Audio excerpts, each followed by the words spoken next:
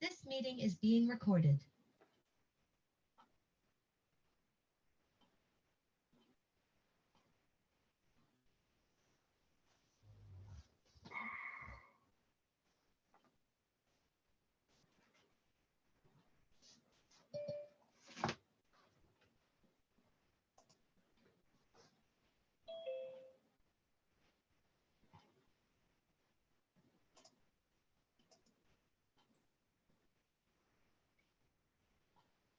Oh, Good morning.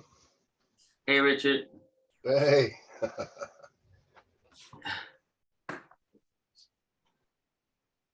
So what did you do these 6 hours? Went by. Well, I actually took a nap. Good.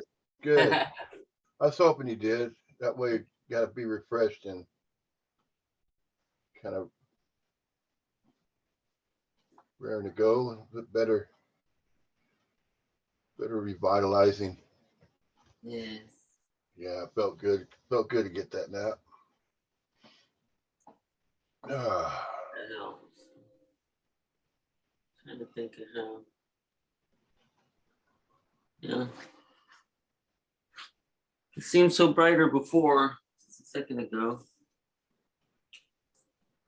Maybe it's the glare off my head that makes it brighter. so the pet's cleared out. Yeah. They're resting now. Oh, okay. It's like is it a full moon? Half a moon? I don't know. Haven't really checked. Yeah, I don't know.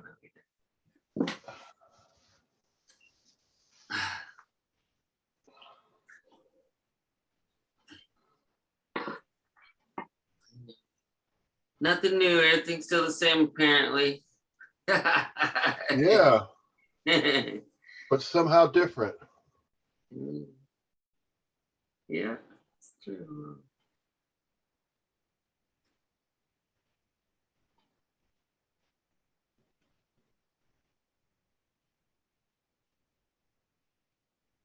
Now let's see if we get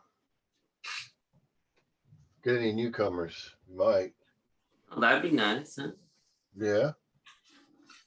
Hear their life story. Then you can tell them it's an illusion. It's like, what's this right here? It's illusion. It's like, it reminded me of this comedian who'd say, fuck you, it's magic. Or, no, it's a fuck you, it's an illusion. No, fuck you, it's magic. Yeah. That's just funny. She had to be there, but yeah. Oh yeah. Yeah.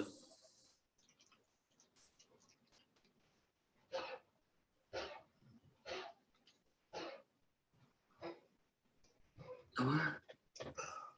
No.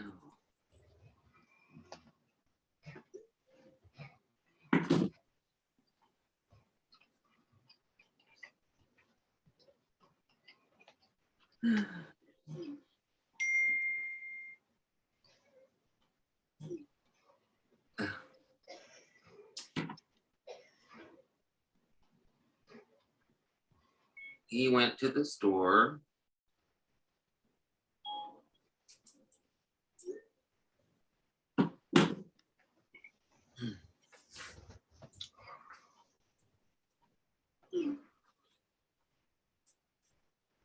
Oh, I don't know why I was looking behind me. I heard the stupid phone.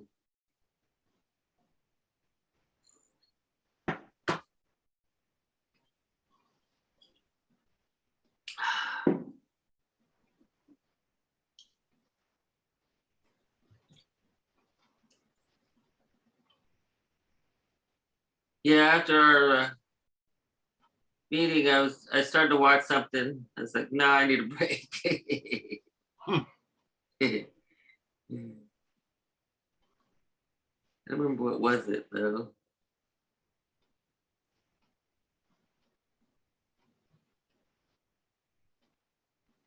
Oh, it was probably the. Let's see what this is. I don't think these are. Oh, it says evening prayers. Huh? this all they do? You know, people like when it says evening prayers. Is that the sum of it? They go ding ding. Can you hear that? Yeah,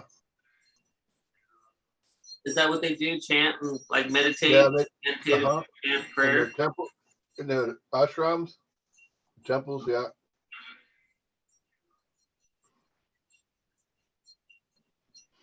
Those are the heavy hitters, man. Those guys are 24/7 that way.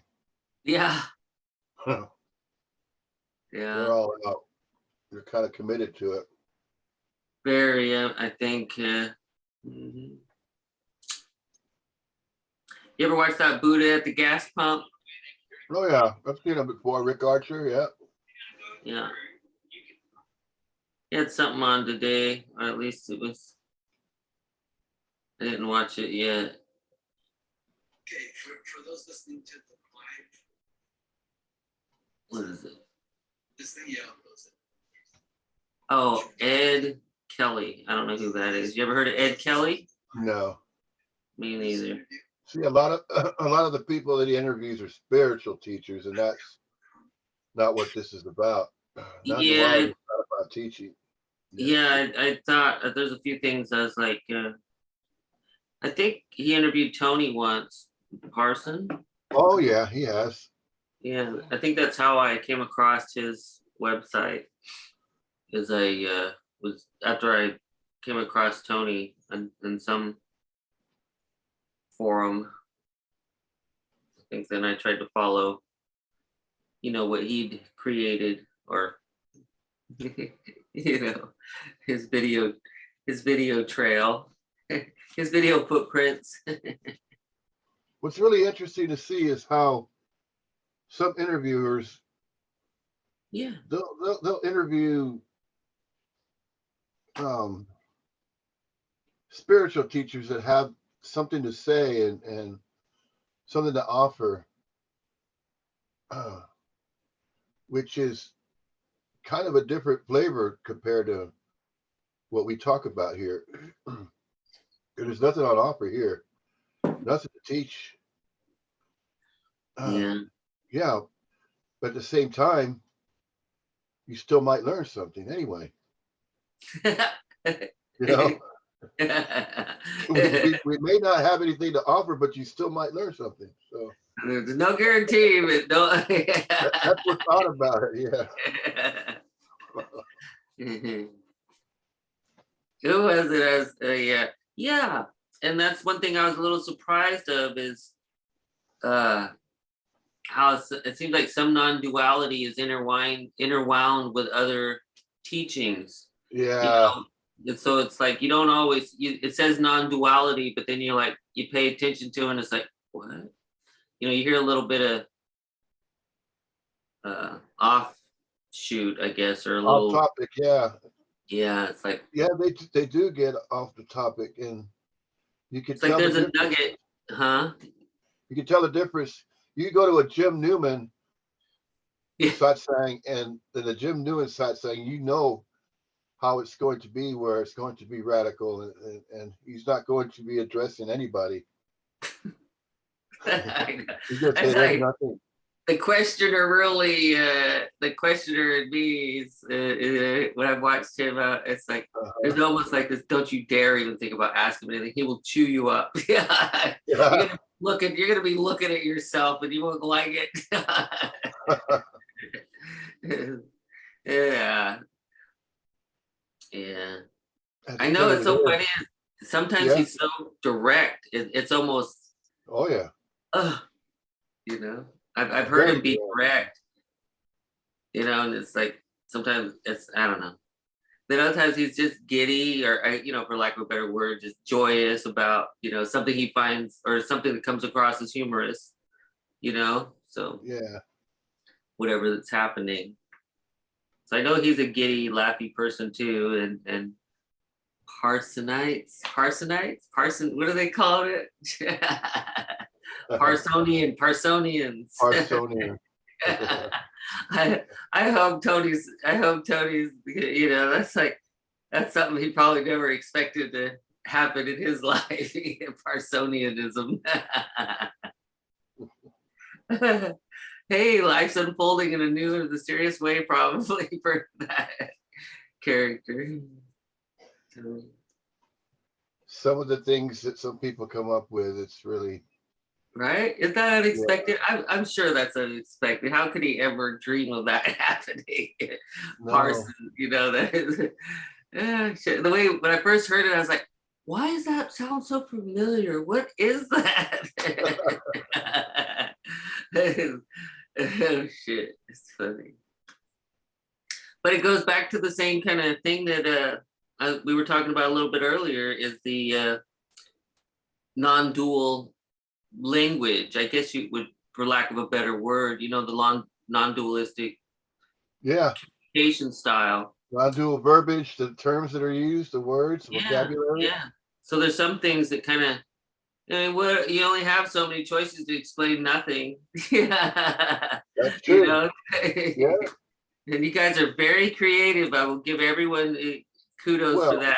I think there's some very creative people, you know, or action figures or spirits. However it's coming out, it's very creative. I'll put it that way.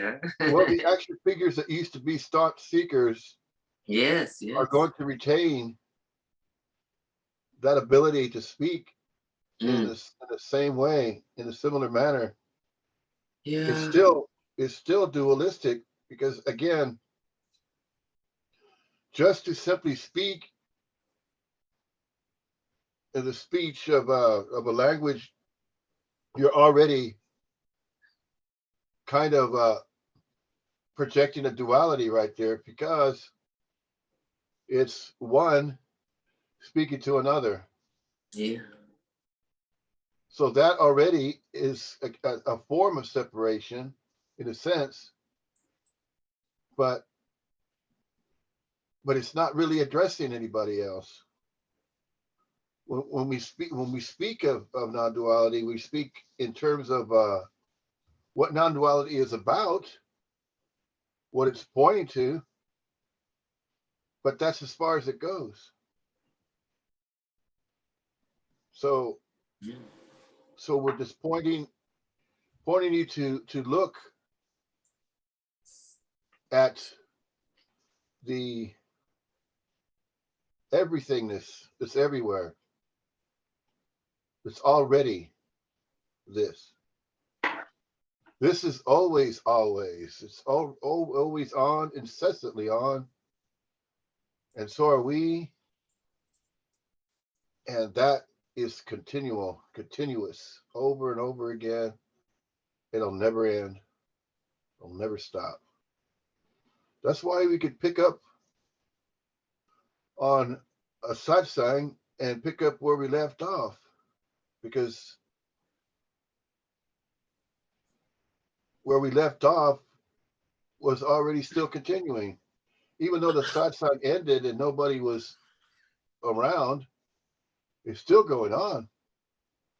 So then, in a sense, everything turns into a satsang. The whole experience. And it's 24/7.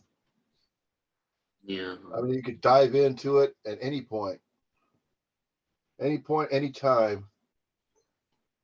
You dive into the subject, Yeah. and it's not really subject uh, in a sense that we have something else to talk about, to speak of,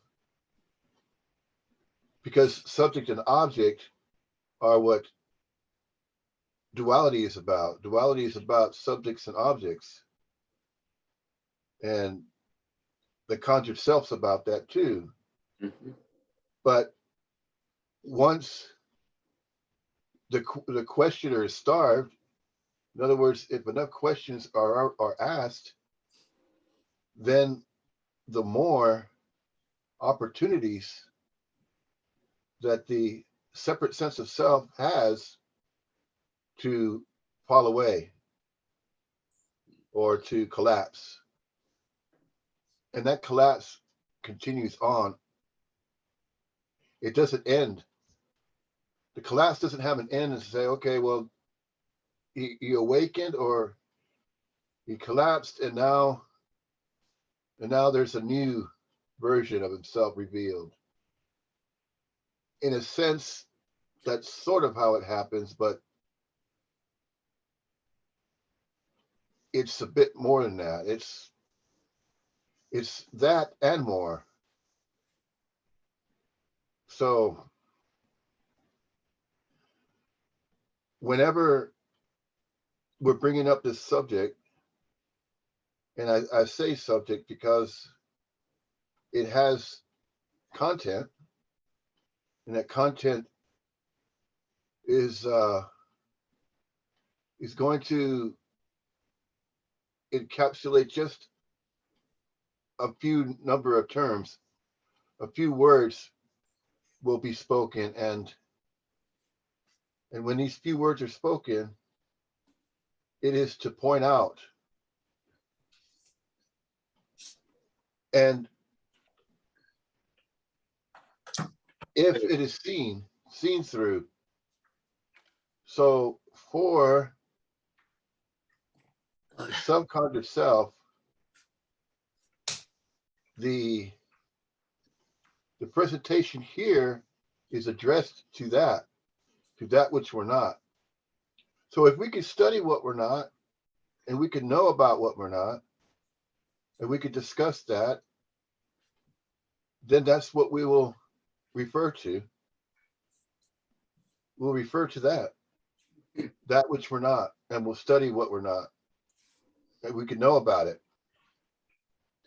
But that's as far as the knowing is going to go, if we stick with that. And if we stick with that, then it'll unravel enough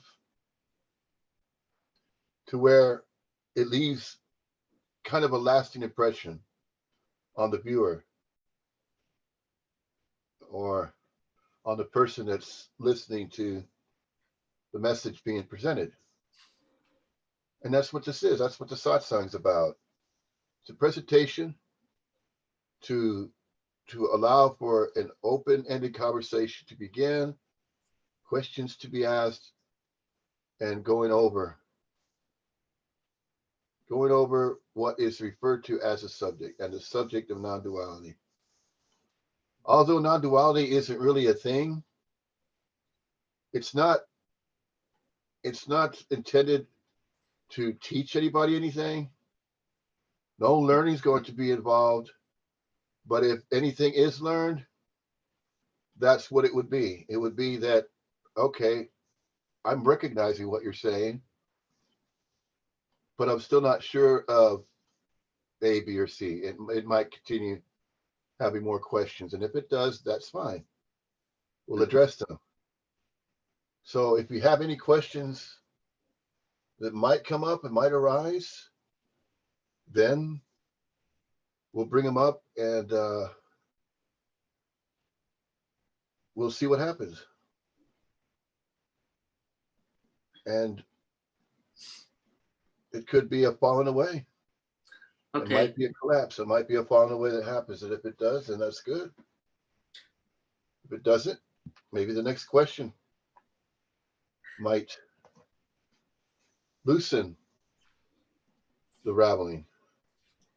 So I want to mention this, that Yeah, that's okay. I find it interesting that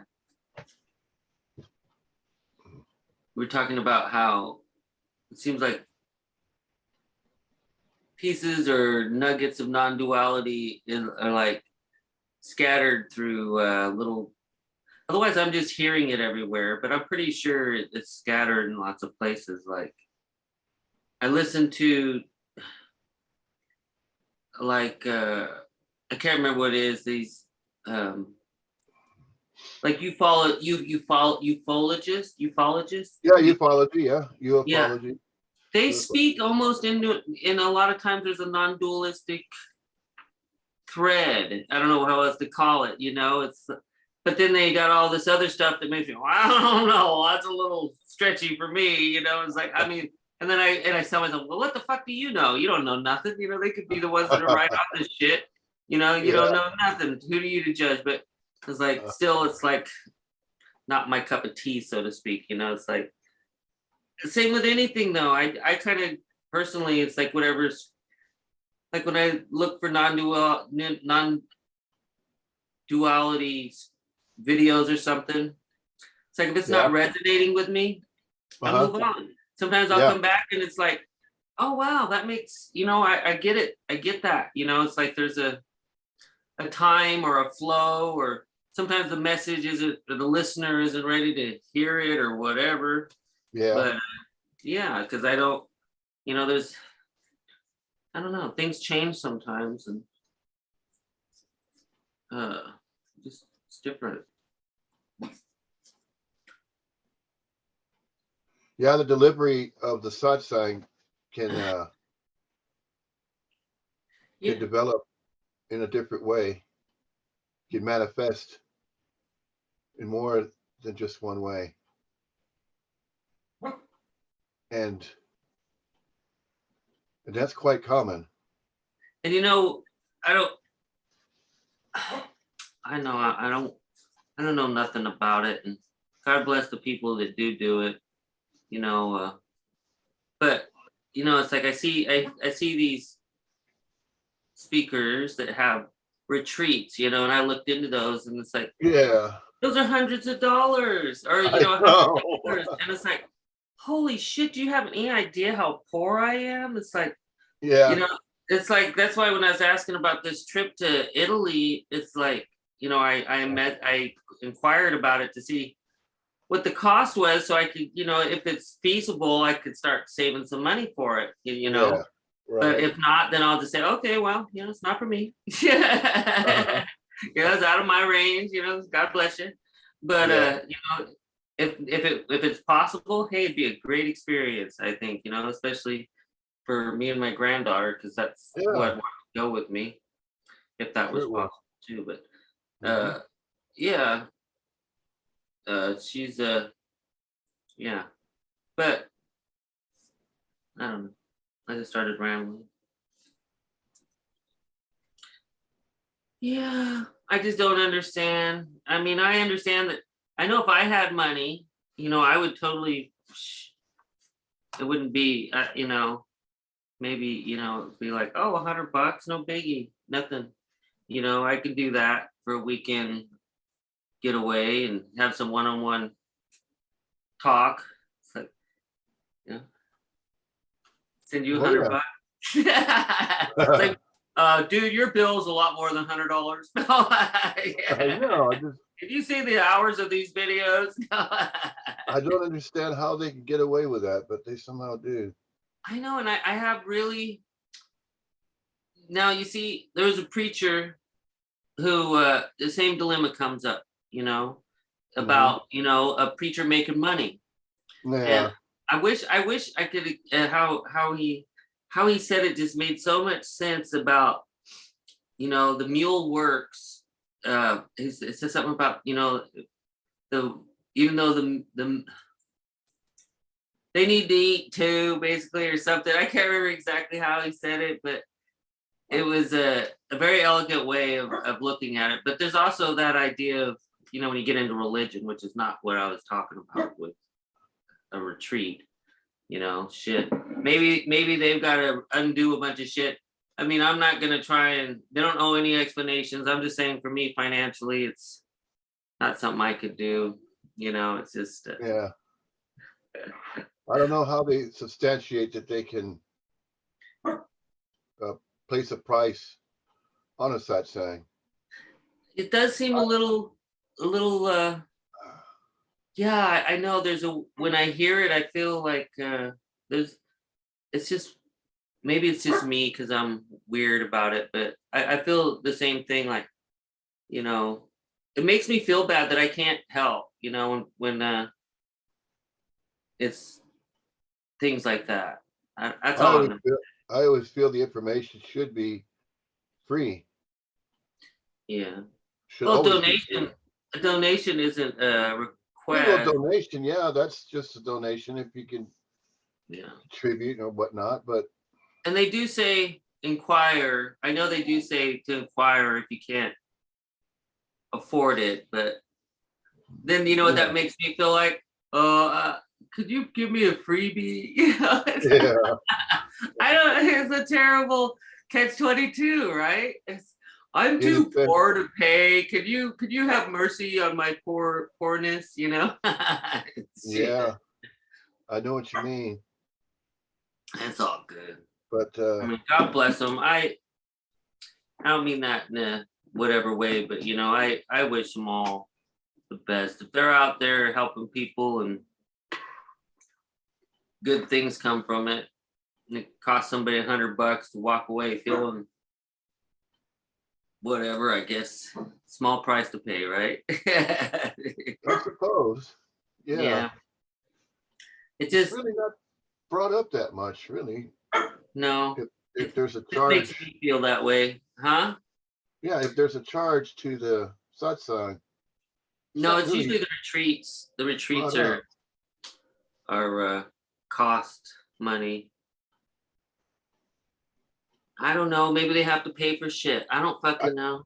Yeah, I think the way they justify it is that they say, well, my time that I'm spending, Yeah, because the time time is part, I money. don't know.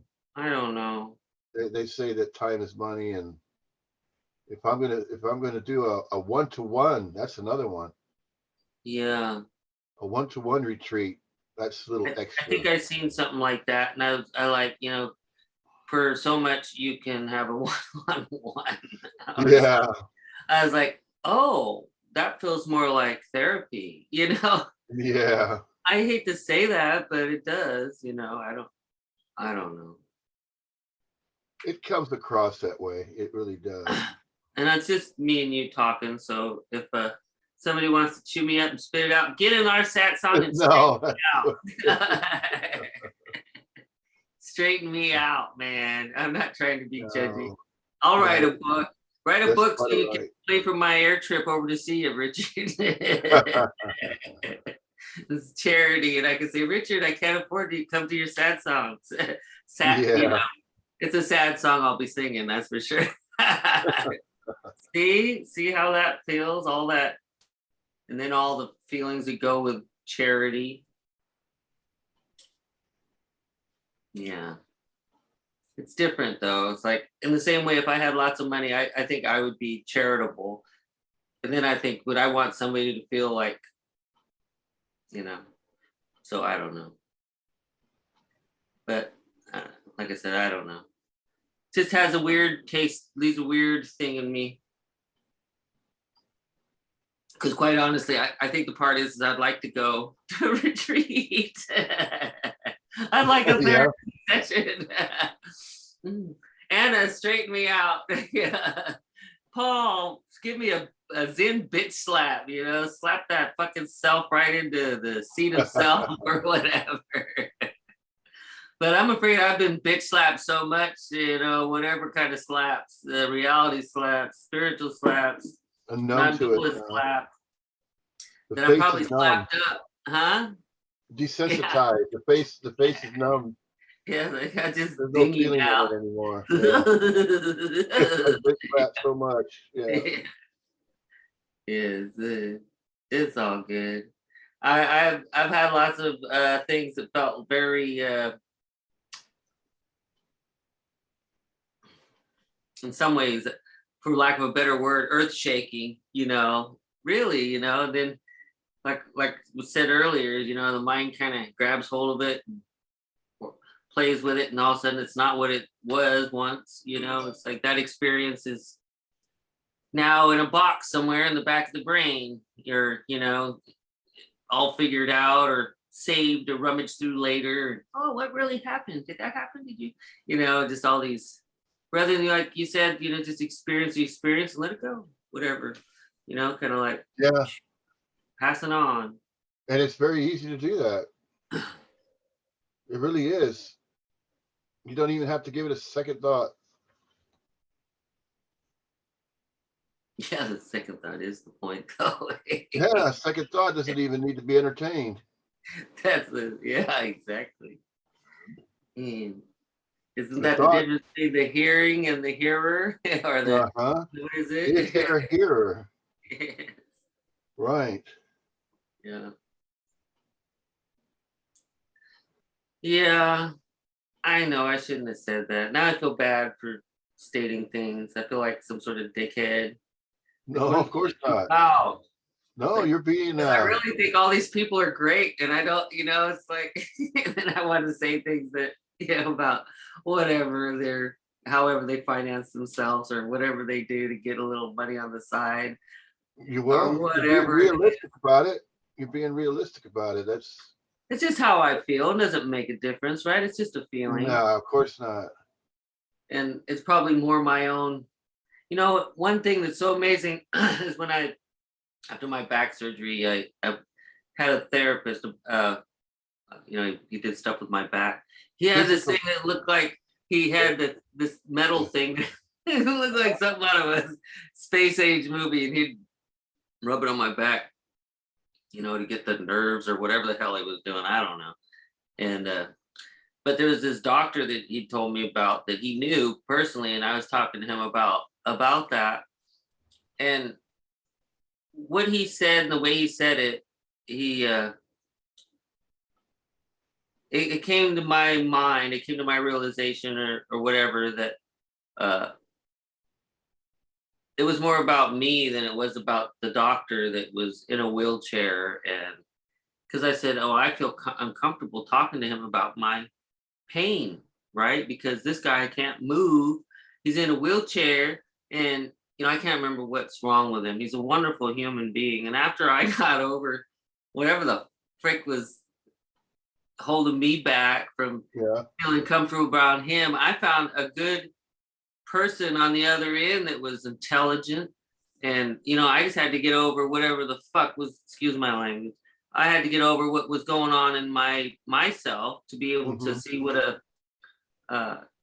to see a person, past all the other mechanical equipment and all the things that made him hell, he's a doctor, for God's sakes. He's very educated, so that's something, right? Here I am, just a whatever human being with metal in my back. Yeah, feeling weird talking to some guy. Because the thing is I felt weird about telling a guy that's, in my mind, a more physical trauma than me about my trauma. It's like seeing a guy in a poor man. I know this might not be a good way to explain it, but the way the brain and all that was perceiving it it's like explaining to a poor man, somebody worse off than you, how bad you got it. It's like pulling up to a limo and telling the guy on the street, man, I sure had it rough last night in the penthouse. That's how it, the mind tried to think of it, when it was probably the other way around. I know what you're saying. You're thinking in terms of guilt, and here I am complaining about my aches and pains, and this guy has it worse than I do. So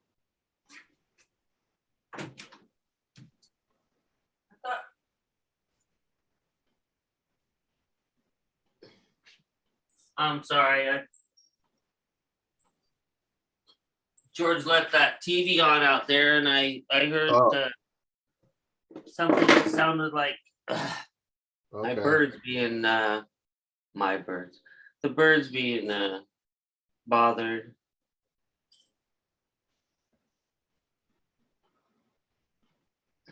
I just gotta turn off the TV.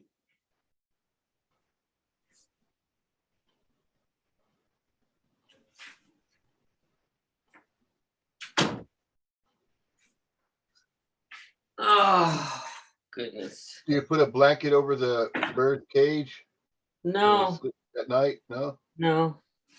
They don't do that in the store. I know. I had this whole thing in my head about that too, because the first time I did it, the bird just did not like it. She would not stop flapping, and I was just like, okay, fuck it, take it off. She acts like she's getting murdered under there. Just, I don't want to. Yeah. So we just didn't cover it, and they've never been covered. It's like, then I was like, well, they don't get covered. There's nobody that goes out in the wild and says, here, birds, go to bed. Yeah. Here's a little blankie. They know when to stop chirping, it seems, at night. They Yeah. won't chirp at night. It's as though they're somehow resting and sleeping. And if you've seen a bird sleep, I've seen them sleep before, where they put their head in their wing. Yeah. They They put their head in there, and that's curl a their way head that up. they sleep. Yeah. Sir. So even the birds sleep. So what does that tell you? What does that indicate there? Where animals rest that way? Come on, bad dog. This damn hot dog, I can't remember what they call Basset Hound, Dutch Hound, whatever. Dutch She just Hound, yeah. can't. She can't be alone. She has to have somebody. Fuck. I'm the only one here, so it's like I'm the second choice. Their leader has left. They literally follow George around like. Yeah. I said, well, you drop treats everywhere you go. Oh, here, candy.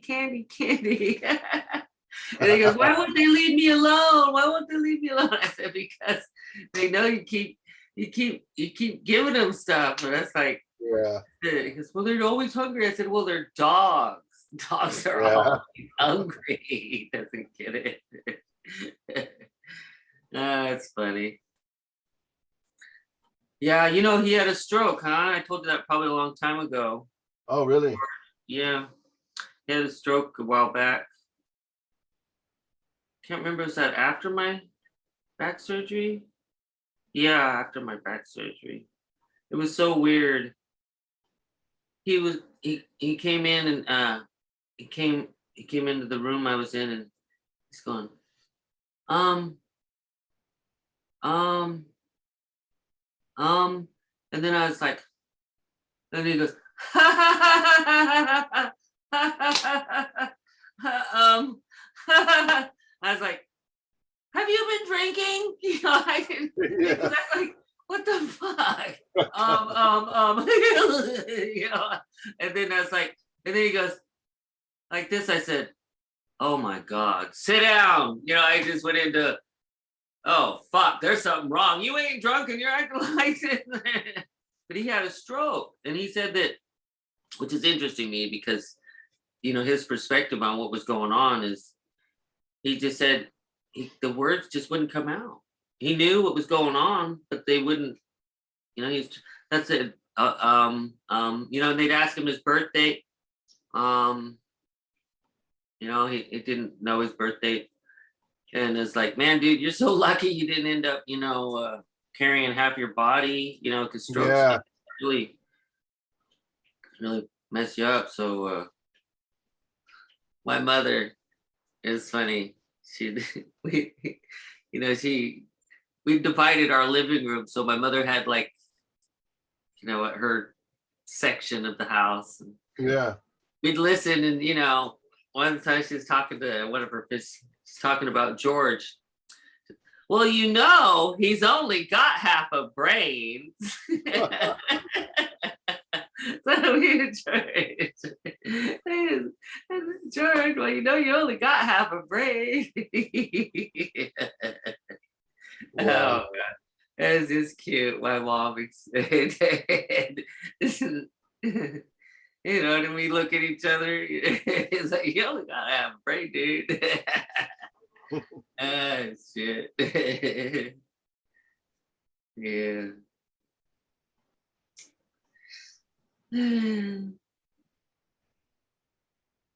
Wait till I tell him he doesn't have any brain. There's nobody there. No, you just think he had. He had even less. Yeah. No. Oh, that's right. Literally. Yes. Figuratively and literally. Yeah. He'd probably be calling it what your wife calls it, that hokey pokey. Weird shit. The weird shit. Yeah. You do your weird shit.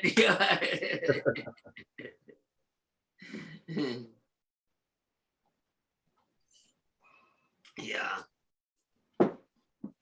Yeah, in some ways we've grown apart, and in some ways we've grown together. You know, it's like physically we're not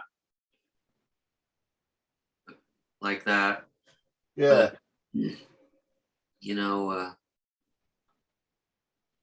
we're still bonded, I guess you could say. You know, Oh yeah.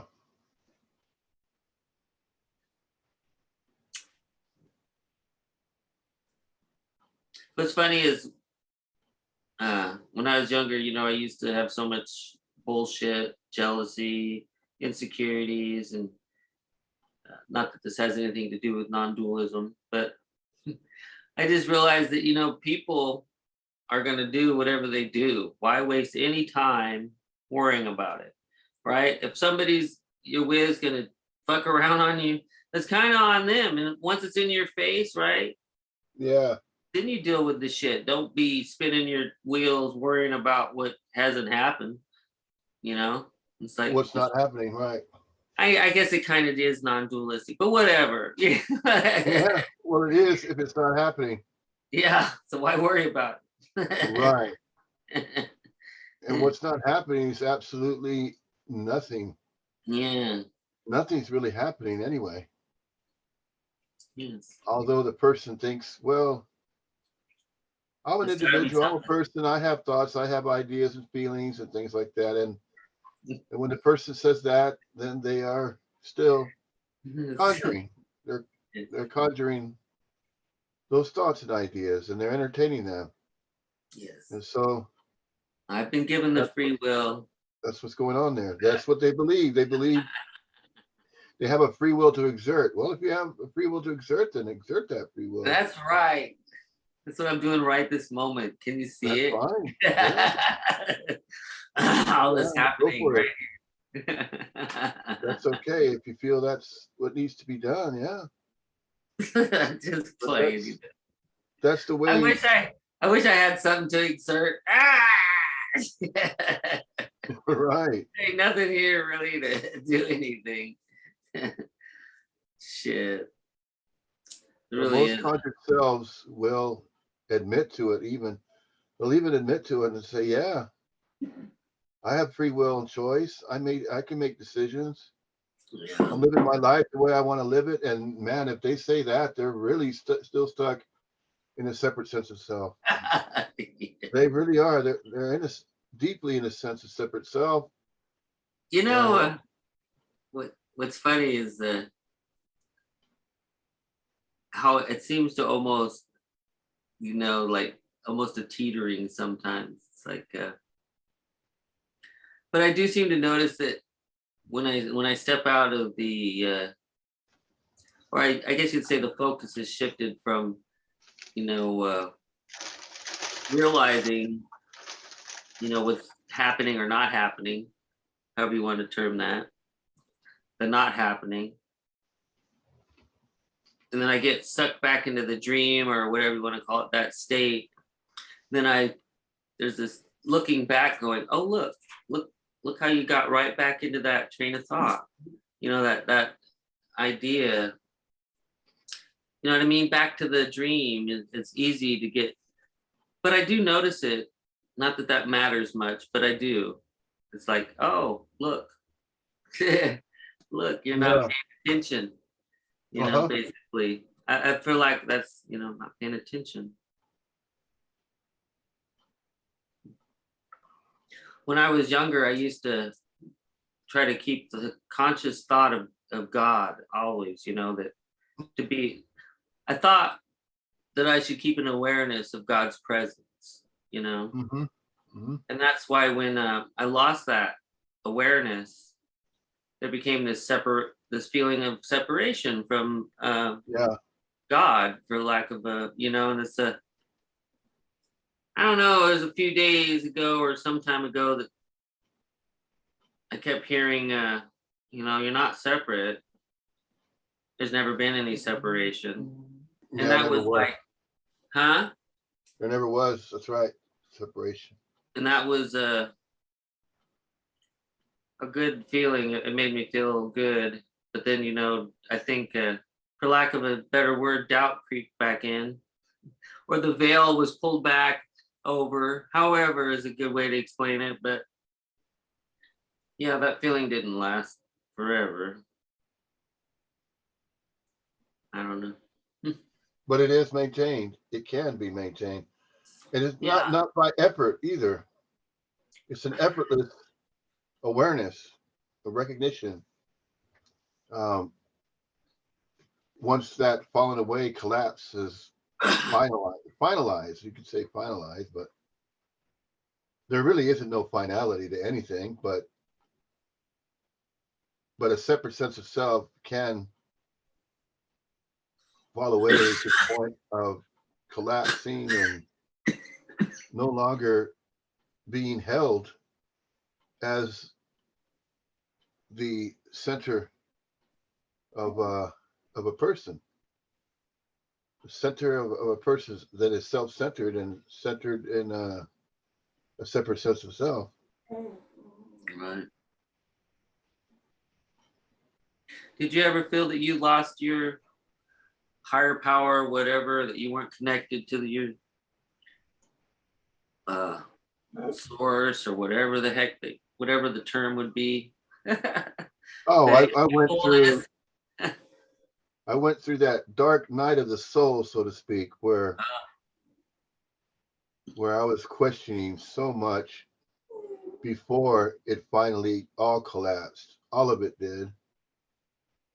And now there's this body mind action figure that's speaking, and I hear the voice coming out of his mouth and out of the body, and I hear the tonation, I hear the sound, but then I can feel the presence of that which is behind it, listening and observing and hearing this action figure speak. As the action figure speaks behind that, in other words, as it's speaking words, I can hear what it's saying. And when You're hearing it for the first time. I hear what it's saying, but I don't really give it much thought. I don't pay attention to it. And I just let it go on and speak and say whatever it's going to say. And meanwhile, I'm still relaxing and just relaxing in the silent lucidity of peace, that peace that surpasses all understanding. I'm always there now, and always there, constantly. So when I'm speaking now, I'm still there. I'm still there. Where that place. It's not even really a place. I think it feels like a place, but it feels like home.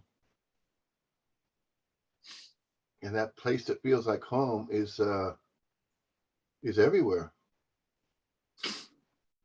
But can an action figure or a separate sense of self be everywhere? It's not really everywhere.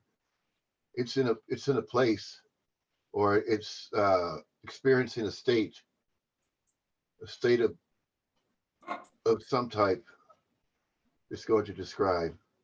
It's going to describe a certain feeling that it might be having. And it's having that feeling because it believes it's having it. So it's still stuck in a lot of belief.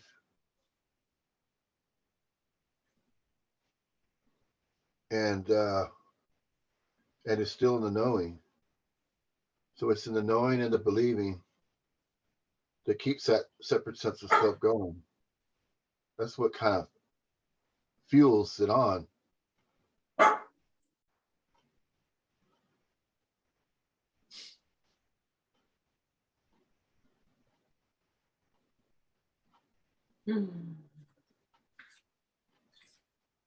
Kind of substantiates its presence. It says, I am here I am. This is my body, this is my life. Yeah. especially when you name. kick something. There you go. See, And then here's the body. Hello. that's what keeps it grounded. Yeah, it keeps you That's what grounded. that's And what that was kind of the point I was trying to make with pain, basically. And you know what's funny is I'm not gonna say I can turn off pain, but sometimes, like conversations like we're having and conversations like this, and they help take the distraction off of what's going on in the body yeah, I here. know what you mean. Because I know they say, this is all an illusion, but man, this illusion sure likes me to make you feel it. Yeah, I want to tell you this as this dog is in. It's annoying. silly butt up. In and out, up and down, up and down. Like, oh, I thought I heard Daddy. I gotta go. There she is. Her legs are so small she can't get up on the bed. So I have to pull her up. And the only one she lets yank her by her collar. Oh. Sounds worse than Hey, that. there's the kitty. Yeah, there's her child. That is literally her child. She's raised it. Remember I told you about the cat we found in the shed? Yeah. That came out of the shed. She's been taking care of that cat since it showed up. And he thinks that's his mother. He goes up to her for cleanings. That's what he's trying to do now. Wow. Oh, I love you. You're my child. That's amazing. Yeah. See? Yeah. That's weird. She's a cat dog. He really does. He goes out with the dogs. It's like you let the dogs out, he goes too. It's like, what's funny is he had I don't know what happened to this cat, but something happened to him. One day I thought he was looking at the fan because he's looking up and his head's going like that. But ever since now when he walks with his head is off center. So what's funny about that is that when he looks around the corner, I'll have to send you a picture. I'll send you a picture of him looking around the corner. He literally turns his head and looks around the corner. And it looks like, it doesn't look like what normal cats do, It's like, it really looks like he's peeking around the corner at you. Fucking weird. Yeah, when he walks with his head cockeyed. Ever since whatever happened, man. Like I said, I'll just see his head going. Psh, psh, psh, psh. Maybe it did. Maybe he got hypnotized by the fan. He's like, whoa, twisted my brain. Yeah. Suga, my grandson's cat. Suga. I couldn't figure out the name till George told me. It's like sugar, but it's Suga. Oh. Suga. Yeah. It's Suga. Want some Suga? Yeah. Yeah, I never wanted any pets, Lord. My parents had pets. Too many pets. Oh, God.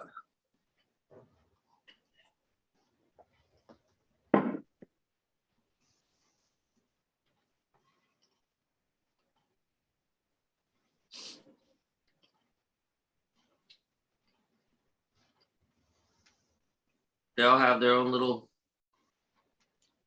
personalities. Like I said, if we got rid of those two, they got to go together. Take them both. Hey, I told George if somebody said, I'll take your dog. And I knew they'd take good care of it. I'd be like, please take the animal. Really, that's terrible. But I think if somebody could love them and provide for them better than I could, how is that a bad thing, right? Yeah. Hell, I mean, I got 3 dogs because my mom, she left hers with us, and then the cats, that's just a mistake that's from the past. Should have just given them to the Humane Society. I don't know why I wasn't thinking. Just like I said when my mom died, I was her first, not, she didn't die that time, but first time, oh, Richard, I don't know if I was talking to you then, but that was one of the worst things I ever, other than her dying, I guess. That's up there. But having her collapse right in front of me was, the first time was just holding my mom's lifeless, warm body. It was a lot, for me, Yeah, sure to it be was. honest. I couldn't even think. Didn't know what to do, and just screaming, call 911. Fucking brilliant. Yo, fuck. I couldn't even think that. That's when I realized I don't operate under stress like as well as I thought I did. Because, that was the first real kind of situation like that I've ever had to deal with. So yeah. Mm.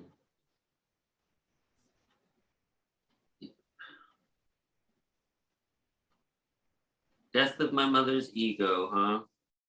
That's one thing I've had the problem with is it's like I was so mad about it, the nothing there. It's like, go ahead, tell me my mother was never here. Go ahead, tell me my mother was Oh fucking yeah. an Yeah. imagination. Go ahead. Go ahead. I'll be in a very sour spot because, I got to get defensive about that. And it was just, I don't know who I was listening to, but there's a certain piece that came over to the fact that she was, if she was my mother, she was temporary, and she was given to me by an apparent appearance of a mother. I know that might sound really shitty. I'm not saying it like, I love my mother, but there was a sense of a different sense. I don't know how to say it. My mom was more than just my mother. Yeah. And then at the same time, there's just so much more. I don't know how else to say it. Yeah. Really, Yeah. she was more than she is. Yeah, there it is. I think everybody feels that way about their mom if Yeah. they've had that upbringing. Yeah. Yeah. I actually feel moderately comfortable with her passing these days. Doesn't feel as painful as it did, at least not at the moment. I mean, that could change any second. I could be missing my mom dearly, probably. A smell or a thought could pass by, and that would dredge up all kinds of silly stuff. Well, you're in the same house, the same place. Yeah, Where my mom was right behind that wall. Tap on the wall. Yeah, there it is. At least nobody taps on the wall in the middle of the mother, you're not supposed to be there. You start hearing tapping on the wall. Now that's starting to get paranormally. Yeah. Yes. Mother. She wouldn't do that to me. I hear her laughing. He was like, I might. No, she's, yeah. I really enjoyed those last few months with my mom, man. They were really a blessing. Considering when I picked her up, oh God, the state my mom was in was just, when I picked her up in Reno out of the hospital, They Ah, said she wasn't going to get released on her own. That they were going to put her in a convalescent type hospital where yeah. she wouldn't get to keep her animals and all her stuff. Would have to blah blah blah. Everything I'd still have to deal with everything and her dog, and it's just my mother would be in a home, without all her belongings and that, which I couldn't do to her. She worried so much about her dog. She just wanted to make sure he was okay. One time I told her, I don't want your dog, mother. I got too many pets. I said, if you can find somebody else to take your dog, it'd be such a great thing, Yeah. And she, oh, okay, honey. And it's like I knew that wasn't really okay with her. She didn't feel okay to her, It's like I don't think she felt like good about that. There wasn't a Mhm. sense of, what I mean? There was no peace Oh, in yeah. that for her. Yeah. I know. Yeah.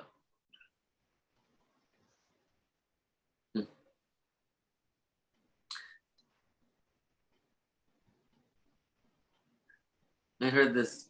Well, I didn't hear it, but I was looking at some on Facebook, and I think it was Betty White. I don't know if who she was talking to. Somebody else that died, and this is Meatloaf. is no before that.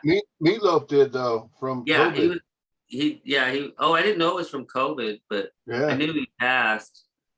But she was talking to Betty White was talking to someone else who had died just recently too. I don't know if it's Louis or whoever. I know that comedian died too, the heavyset comedian. Oh, Louis, you remember Louis Anderson? I think it was. yeah, I think so. Anyways, in this joke, I was like, oh, it's funny, but it's not funny.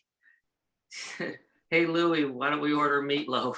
It's like meatloaf died. Hmm. It's like I said, I said, man, if the Lord's making a band, he's got, let's see, how many comedians up there? He's got some of the best. He's got, Betty White. I think she was just hilarious. Robin Williams, he's up there. He's got great artists, bands, comedians. He's got my mom. He's got a good audience there. Yeah. Yeah. It's just funny little story, Of course. the joke. That's all right.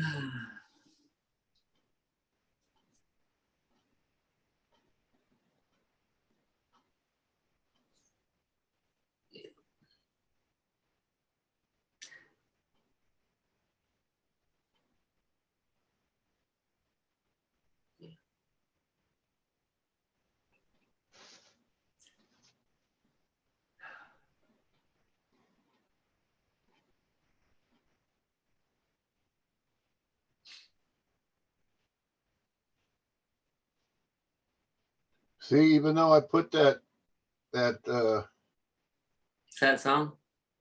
yeah, I put the ad out there, no response. Nobody See? likes it.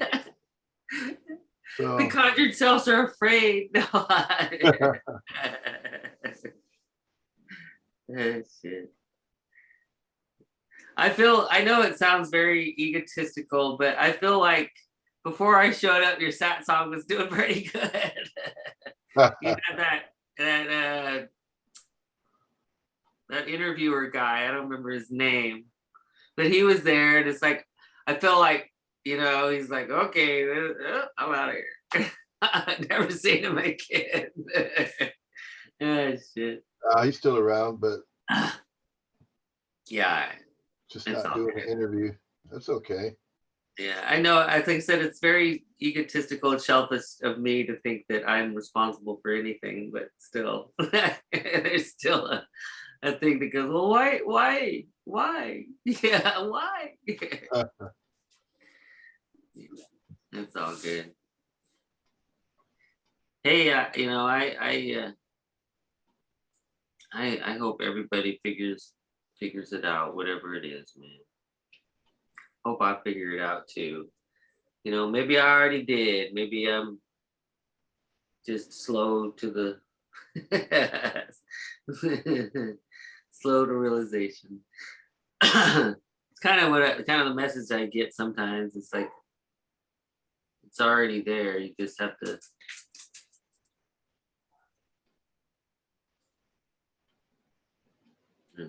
Or not there, technically. Or not technically, whatever. See, there's the loop. And then sometimes I feel like there's a sense of something there.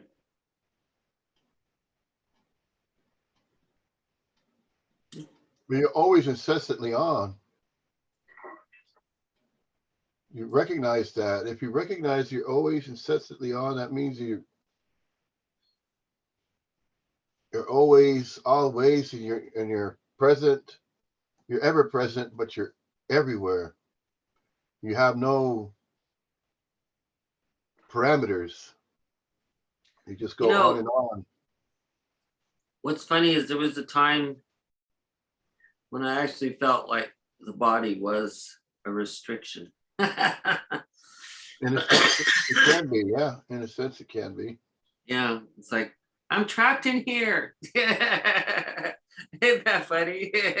No, that makes sense. A lot of people actually feel that way. They feel like they're trapped in their body and they can't get out. Yeah, but yeah, it kind of dissolves away though. I mean, or puncture holes appeared. I don't know. Whatever metaphorical illusion that happened, it helped. You know, the dissolving of the shell.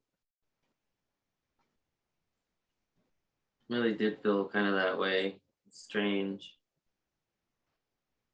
Looking like, I guess it was, I don't know. I noticed that, I know it doesn't matter, and it's some hallucinatory or lucid,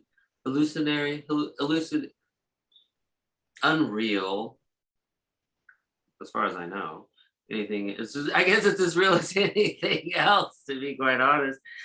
But when I try to meditate or focus or just look inward, you know, I don't know, I've heard people talk about that now. It's like there's no inward or whatever, excuse me. Whatever it is, yeah. There's a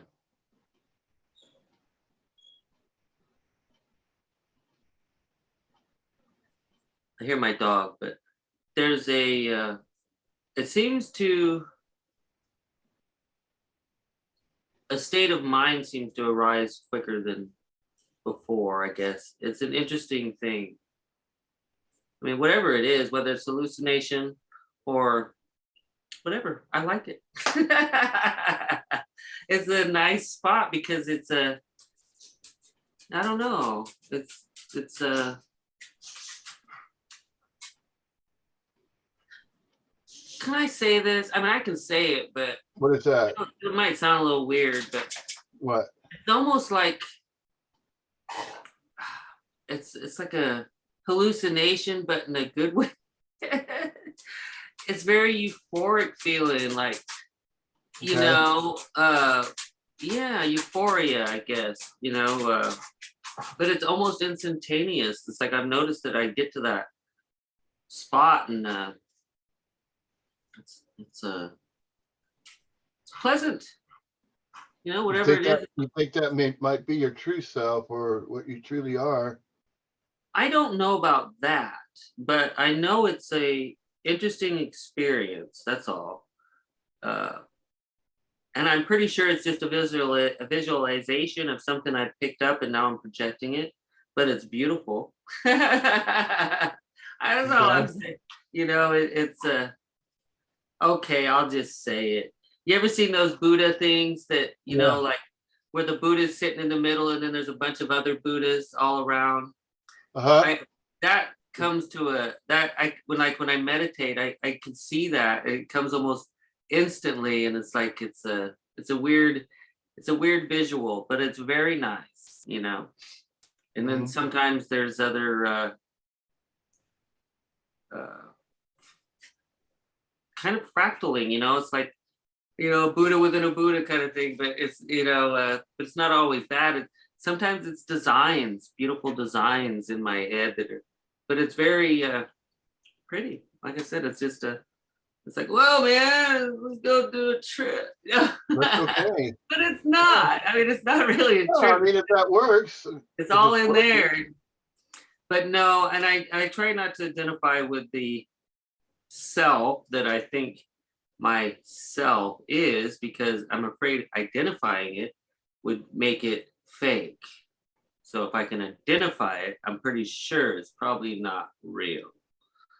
So that's where I'm at. But yet the identified thing that I telling the inner self that that's who that self is, Mhm. yeah, I'm pretty sure there's a thread there that wants to convince me that that could be the elusive self. If And that then elusive stuff, well, that could be it, and that's what yeah, will eventually drop. And once that drops, then there's what is left? Nothing. Nobody. okay, if we want to play that out, if the thought of who that,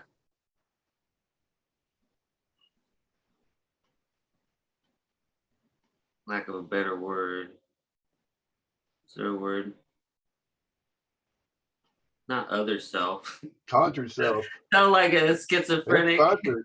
It's a My conjured other self. self, huh? Yes, It's my a other conjured conjured self. self, What it is. Yeah. my other conjured self, Mm-hmm. I can take that being, idea of that being, all the way back before birth. I can see that spirit, idea, Uh-huh. being, all the way up to, because what's funny is it feels like it's the same person, or like, I don't know if I want to say person, but maybe idea, spirit, whatever, self, that person, to where I had my outer body experience, to the same person that goes to sleep at night, to Yeah. basically the same person I can see when I don't try to see from my eyes. Does that sound silly? No, that So makes obviously, sense. so it's conjured. But anyway, that's where I'm at. So that's where the self is convinced. The true self is, okay, I admitted it. Now hit me. Yeah. I put this on this platter and say, I know it's fake, but please don't kill the baby yet. It's still growing. Yeah. I hear what you're saying. But I don't know. Like I said, that's about all I got, man. Otherwise, I'm clueless. And then there's just this hunk of flesh that I don't think is, you know, Mm-hmm. really mine. Maybe I do. See, there's a confusion there.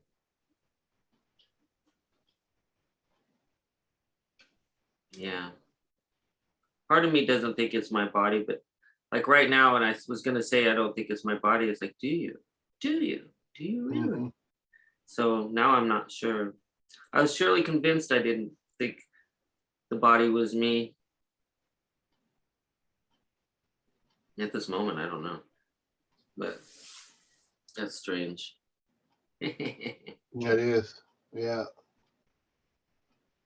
But you know, I was trying to explain earlier about when I had my last surgery that pain. This nurse, I still have a little scar there, but she could not find a vein, and I don't know. You might be able to see a vein from there. Yeah, but I'm a very veins are pretty easy to see on my body. Mm-hmm. But she was not able to find one, and Jesus, that was some painful shit. I mean, it was hard for me to. I try to remain in my happy place. I guess you can say. It really drew me out. It was like that pain was bad. I still feel it. See, I can still remember it. That's terrible. Yeah, it hurt. fucking hurt, man. Let me know that body's there, motherfucker. I'm as real as you get, some bitch. Yeah, that's a sad state to say. I'm as real as you get. Ain't nobody there then, if that was the case, because I'd be dead. I was talking to George about that. I said, because I entertain that idea that there's nobody here. And, it's like, I like to play with that idea because I don't understand it. So I'm trying to figure it out, really. Uh-huh. So I thought, in a sense, in 100 years, I'm not here. 100 years ago, I wasn't here. So who's to say? I mean, I feel like I'm here now, but I mean, that's not going to last. I mean, obviously, my mother's gone. So there's proof that doesn't, life doesn't last forever. Yeah. I mean, I'm just using simple evidence because I know there's plenty of proof of that. But anyways, yeah. So, yeah. The infinitudinal, Infinitudinal complexification. Thank you. Yes. What's infinitudinally complexified? Shit. That just rolled out, didn't it? Yeah, I don't know, man. That is the true self. The true self is infinitudinally complexified. It's the absolute. Absolute Brahman. Brahman. See, part of me wishes I was never polluted with this Christian God. Polluted. I don't mean it like that. See, that makes me what a bad word, right? Polluted. I wish I would have had more understanding earlier on about other ideas of God rather than just a strict Christian God, Yeah. Because that kind of messed me up for a while because I didn't, like I said, I didn't feel part of God because, you were told as a Christian that you can't be a homosexual, and be a God-fearing person, which I wrestled with because it's like, well, if God is love, how could, and if you really love somebody, Yeah. I mean, I could get married to a woman and not love them. Would that be better than loving a person? I mean, that was, the way the brain was working at that time. Yeah. Before I was even gay, I knew lesbian chicks that loved each other, and I couldn't understand because I really felt like my fall from grace was, because these gay guys when I was young, they found me attractive, and and I was like, no, I know you're Satan. You're trying to take the crown of Jesus from me, and so I didn't want to that. I did not want that to happen. I feared the wrath of God and the rejection of God. So, yeah. So who knows? I mean, other religions would have killed, Muslims would have murdered you. Not you, but this. You're a homo. Whoosh, off with your head. End of your story. No, you don't even have to entertain that. You don't have to entertain none of it. Yeah, it's true. Just recognize that that's a body, that's a mind. It has its own story. That's it. Yeah. And once you recognize that, then you're just fine. Simple pimple. That's true. Yeah. Yeah. It's Sunday for you, right?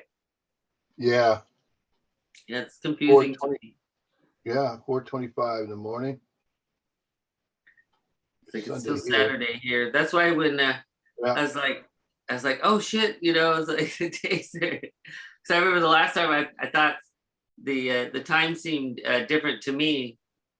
You know, I mean, of course, it seems different to me, but you know, yeah, We have a time zone. yeah, it's quite interesting how it works like that. I love it though in the same way. It's like George was watching these, I don't know what race, oh, Hindu people, Hindu Uh, Indians, tribal, I guess there's small tribes of Hindu cultures.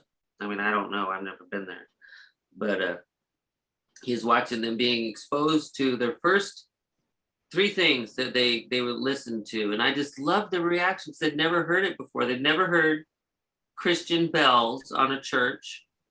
They'd never heard, what was it? The Jewish call to prayer. And they'd never heard the Muslims call to prayer. And they played all three of those things. There was an old man, you know, a younger man, and then a little bit older man. So, I yeah. mean, the older man was older than me and you, and the younger men were younger than both of us, and Uh-huh. older. Well, anyways, it was just astounding for me to see how all three of them, there was just hearing, none of them knew, they were just moved by the Christians, by the Yeah. Muslim, and by Mhm. by all three of them. They said, oh, you know, they just They the have their own bells, way. the Yeah. bells brought a sense of joy. And oh, and they were listening to the Indian powwows, and they were like, and I thought, look at that, look at how we have so many similarities with each Mhm. other, you know. And it's like, if we're not told all these crazy things about each other, and we're allowed to experience them from a you know, a non-judging place, you know, like, oh, you don't want to like those Jews because you know what they did to the Palestinians, or you don't want to like those Indians because they're fighting with the Pakis, or, you know, it's like, if we didn't have all that, or the Russians, it's like, really a lot of it is, I hate to say it, I think it's the governments, you know, and not just them. That's probably not a good way to blame our governments for who we are, but I don't think they help it much. I'll say that. I don't. But then again, when I say that, I don't know if I could really put put that on anyone other than us as a collective human race. That, I don't know. I'm sure I perpetuate it too. Like when I was, you know, defending. I think, you know, the Ukraine thing. It's like I feel, and who, what the hell do I know? Like I was arguing with this person. I said, well, he goes, well, you Americans, you're warmongers and what have you. And I was like, oh, okay. I said, well, you know, if Russia invades Ukraine, I think that we should stop them. But right now, I feel like America is saying, hey, if you take Ukraine, we're going to take a few $1 million from you. That's how it seems to me. Okay. So it's more Mhm. like a banking transaction. We don't like it, but we're going to charge you, you know, and to me, that's not real. That's not a real defense of your partner.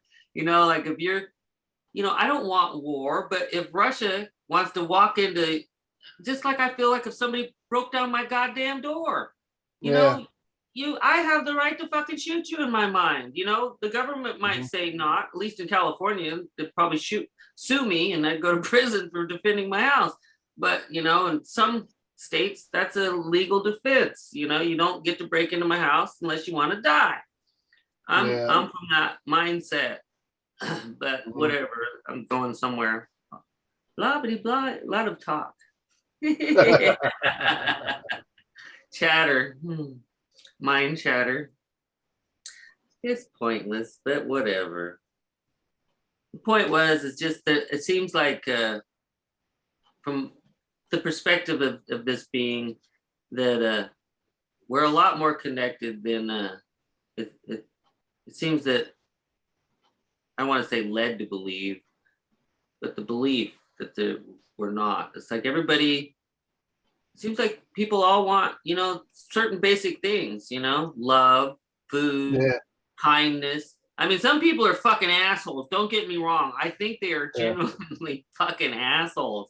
I don't Uh-huh. know why, but and then there's another part that says they can't always be assholes, right? I mean, Yeah. there's gotta be something, they but I don't know. Fuck them too. I don't mean it like that. I mean, what's the point, right? They're all dead anyway. We're all dead. That's what Shiva said.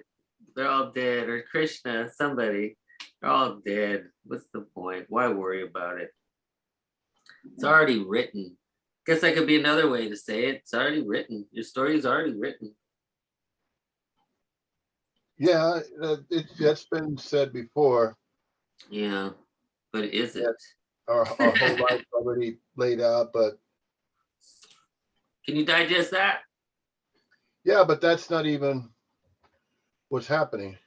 Because then These there's no are story, we're right? stories. This is contemplations. We're Not even a story. just bringing up, just bringing up what's coming to mind, and that may not be what's really happening. It This might is not even be the case, but it's something to entertain. yes, thank you. I'm glad I'm entertaining. That's all right. I found my purpose. I'm a clown. Meaning, reason, and purpose. Yes, we all need that, right? Well, Ah, shit. not necessarily. I know. I'm just joking.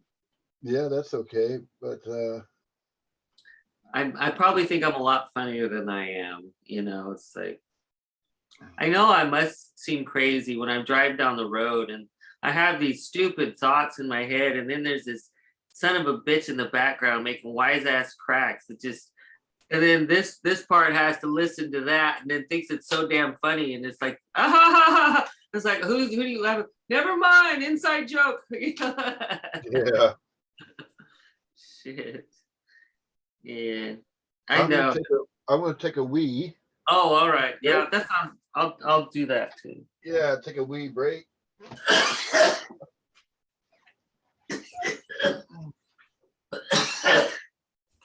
I think somebody made it to the casino.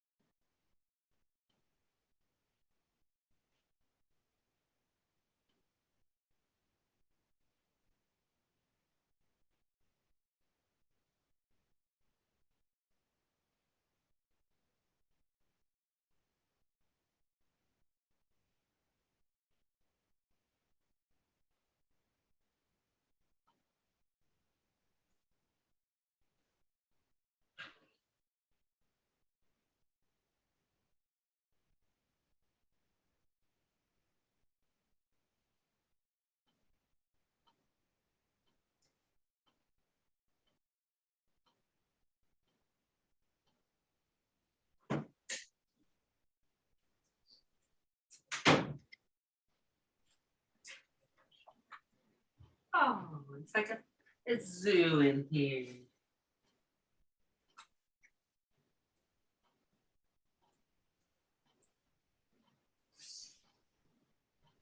Oh, Molly dog.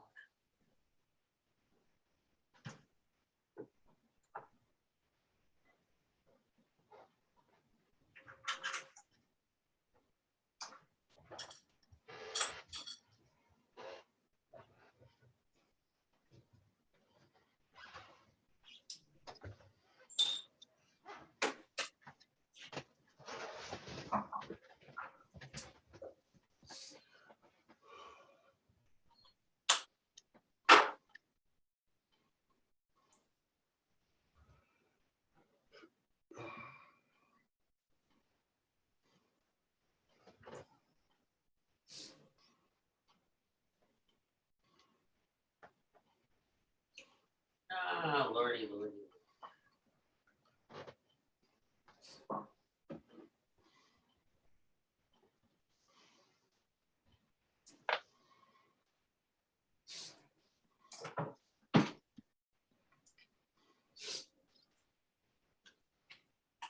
Wow.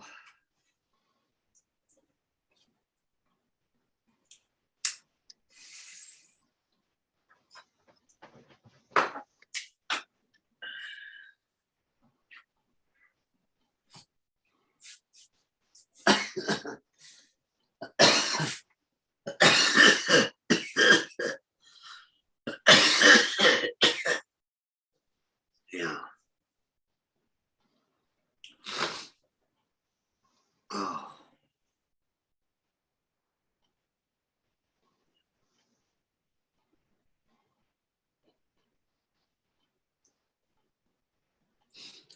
Hey, Richard.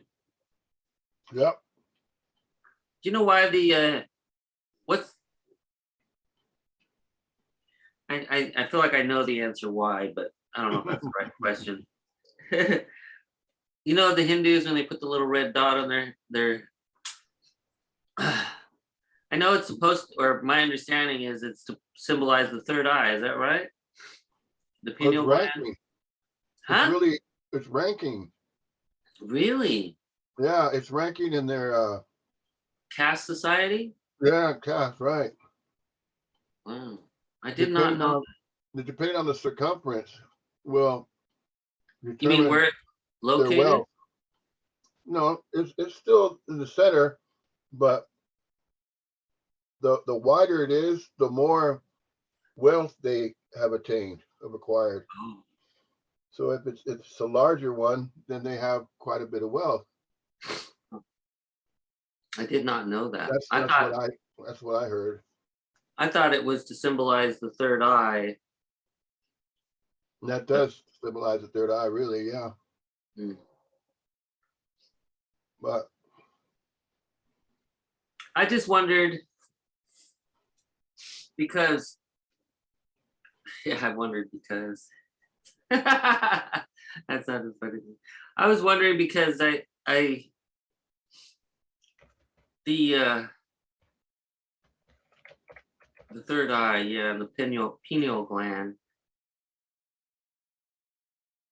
I was just wondering if that's what it was all the meaning of that.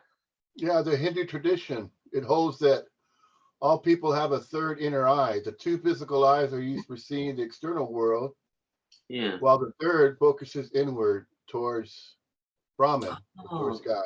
that's why they do that inward in the head, like it looks like it goes like that through the pineal gland.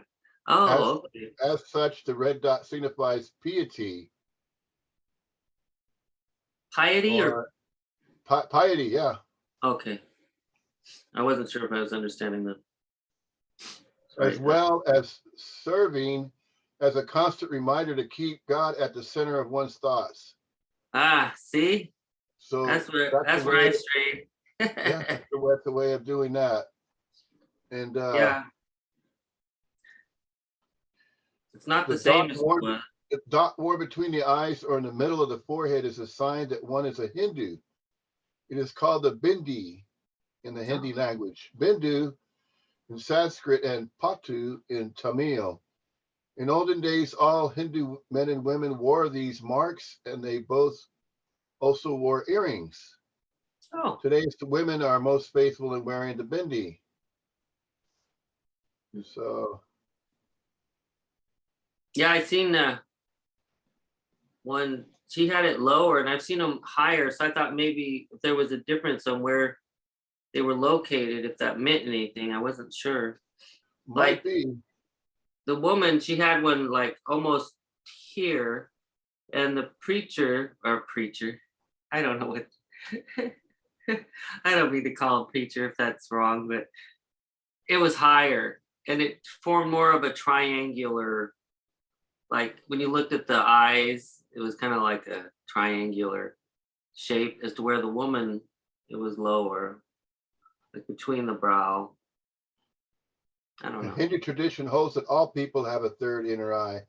Two Hmm. physical eyes are used for seeing the external world, while the third eye focuses inward towards God. As such, the red dot it signifies piety as well as serving as a constant reminder to keep God at the center of one's thoughts. Nice. Uh, the red dot, which you generally see in between the eyebrows of Indian women, is termed as bindi. The vermilion, traditionally used exclusively for bindis, is called sindura or sindur. It means red. It represents Shakti, strength. Oh. Therefore, it was used by both men and women. Um,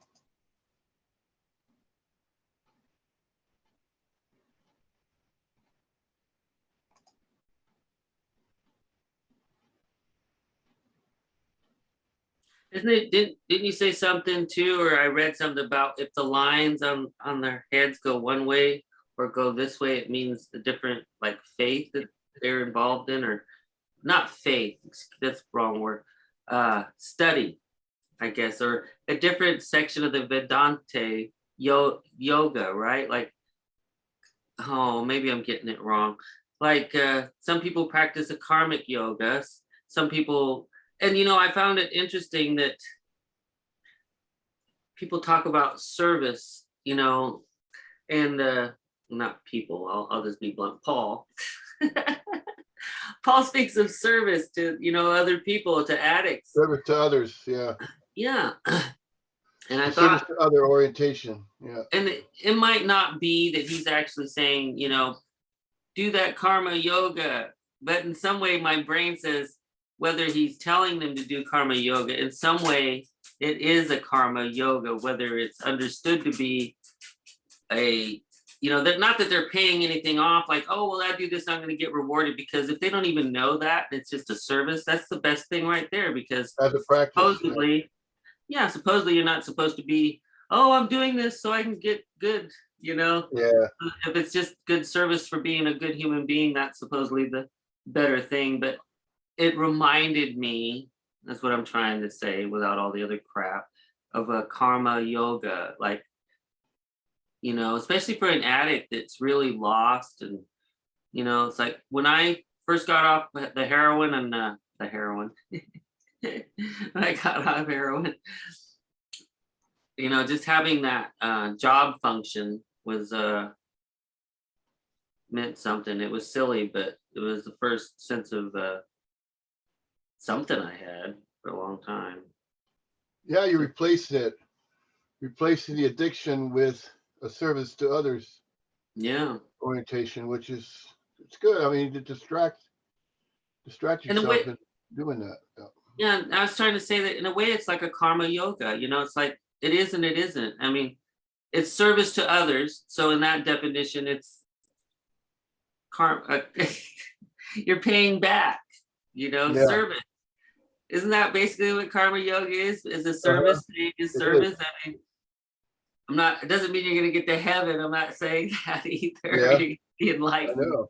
But I'm just saying, I think it's he must know that must be a part of it, right? That there's some sort of benefit to doing that, right? I mean, for Yeah. self, for the awareness, better feeling, better person, becoming a better person, all that. And it's like but I don't, like I said, I don't think it gets you to heaven. Doesn't mean it doesn't either. I'm not saying that. Like, Yeah. foot in mouth here. Yeah, I don't know. I'm just talking out, just thinking, just talking. Well, that red dot that's called the bindi is a form of body decoration, just standard. Now. Standard it is. Culturally, Hindus attach a lot of importance to that ornamental mark and call it by various names. Potu, bindi, tika, tilakam, sindur. These are various theories on why it is important. And so the hot spot, the area between the eyebrows and the forehead, is a spot of Agna chakra. In yogic science, this spot is considered as one of immense power, often called as the third eye. It signifies a point of awakening and is usually activated while pursuing spiritual sciences. In Chinese acupressure sciences, this point is considered to be a converging point for nerves, and a massage is believed to relieve headaches. Ayurvedic also believes massaging this spot will relieve stress and insomnia. The magic ingredient traditionally, I'm going to rub it now. Yeah, like sleep. Traditionally, kun is a mixture of turmeric and lime or sandalwood. Was used to mark a bindi. Kumkum is hygroscopic in nature and can greatly assist to remove excess water from one's head. Huh. Turmeric's antibacterial properties are helpful too. Further, the color red is believed to aid spiritually. Chandan or sandalwood is renowned for its cooling properties. For a hot tropic country, application of Chandan on forehead, a nerve center, helps to cool one's entire system. Wow. On a religious note, the color red symbolizes Shakti, the goddess of strength. And kumkum is marked on girls after marriage, denoting strength and wishing for peace. Ah, that's probably what hers was, the one I seen. It was probably a marriage. Because she had children, she had 2 kids, and she talked about it. Just seemed like the marriage thing. I mean, she could have got it other ways, but that is most likely a marriage. Shakti, right? Yeah. Shakti. Uh-huh. Shakti. That makes sense. It's funny, Shakti reminds me of chakra or chakra, you know, the chakra. Yeah. Hey, you made a big red spot, Richard. Now it's permanent. Uh-oh. Rubbing it enough. Yeah, rubbing it enough. Your true nature's coming through. Your eyes opening. Oh, brother. Yeah. I remember reading a book. I'm pretty sure every time I've never found anybody that's ever heard of him, but his name, as far as I remember, was Tuesday Lobsong or Tuesday Lobsong. Well, it would help. The name sounded better in my head before it hit my. But he was a Buddhist monk in Tibet. That he wrote these books about the third eye. I think that was the name of the book, The Opening of the Third Eye, or the Third Eye, or something. Yeah. And he talked about how his was actually forced open. They forced it open. And through a medical procedure, he was a reincarnated person in their tradition.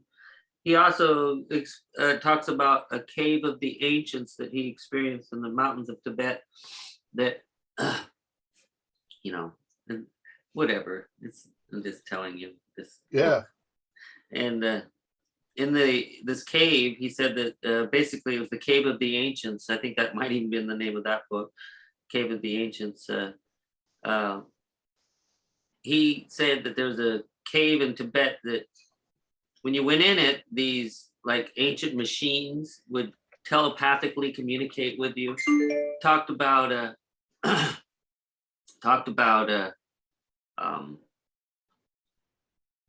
basically the world, that some knowledge had been imparted to this.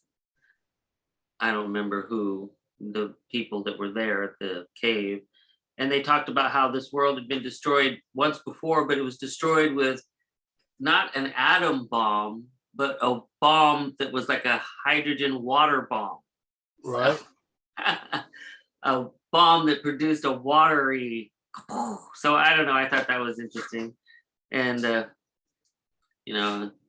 anyways, The Cave of the Ancients was Mm. originally published in 1963. A small glimpse into past history of the Earth and its inhabitants who hid highly technical equipment, which to this day remains hidden. Mm. Lobsang, with his guide, the great Lama Mingyar Danup, gets to visit there where this technology is hidden and sees his own eyes this wondrous equipment. This technology is waiting for those who can use it for the benefit of mankind. and that time is drawing near. The coat of Yeah. arms is surrounded by a Tibetan rosary made up of 108 beads, symbolizing the 108 books of the Tibetan Conjured. In personal blazon, we see two rampant seal point Siamese cats holding a lit candle. In the upper left hand of the shield, we see the potola. To the right hand of the shield, a Tibetan prayer wheel turning, as shown by the small weight which is over the object. In the bottom left hand of the shield are books to symbolize the talents of writer and knowledge of the author, whereas the right hand side of the shield, a crystal ball to symbolize the esoteric sciences. And under the shield, we can read the motto of T. Lopsang Rampa, I lit a candle. So then it goes on. This is a book about the occult and about the powers of man. It is a simple book in that there are no foreign words, no Sanskrit, nothing of dead languages. Correct. The average person wants to know things, does not want to guess at words which the average author does not understand either. If an author knows his job, he can write in English without having to disguise lack of knowledge by use of a foreign language. Too many people get caught up in mumbo jumbo. The laws of life are simple. Indeed, there is no need at all to dress them up with mystic cults or pseudo religions, nor is there need for anyone to claim divine revelations. Anyone can have the same revelations if they work for it. No one religion holds the keys of heaven, nor will one be forever damned because he enters a church with his hat on instead of his shoes off. In Tibet, lamasery, entrances bear the inscription, 1,000 monks, 1,000 religions. Believe what you will. If it embraces, do as you would be done by you, will get by when the final call comes. Uh-oh. Some say that inner knowledge can only be obtained by joining this cult or that cult and paying a substantial subscription too. The laws of life say, seek and you shall find. That's right. This book is the fruit of a long life training, culled from the greater lamaseries of Tibet and from powers which were gained by a very close adherence to the laws. This is knowledge taught by the ancients of old and is written in the pyramids of Egypt, in the high temples of the Andes, and the greatest repository of occult knowledge in the world, the highlands of Tibet. That's right. I used to want to go there too. And that's what the Cave of the Ancients is about. That's what that book's about. The Third Eye, he wrote another one called The Third Eye, or The Opening of the Third Eye or something. I think that was the first one I read. Yeah, Wisdom of the Ancients is another one. There's little books, like little, those Yeah, little sun racks. Yeah, soft cover. Yeah. Yeah, softcover book. I was young. I was like 23, 22 when I read that. Wow. That's going far back. Hey, Richard. Well, it's only 30 years ago. that's all right. That's time for you. Yeah. Yeah, I know, right? There it is. The Third Eye, T. Lobsang Rampa. There it is. See? I never could find it. You're such a good researcher. Look at that. I guess I didn't look that hard either, but you did find it. That's great.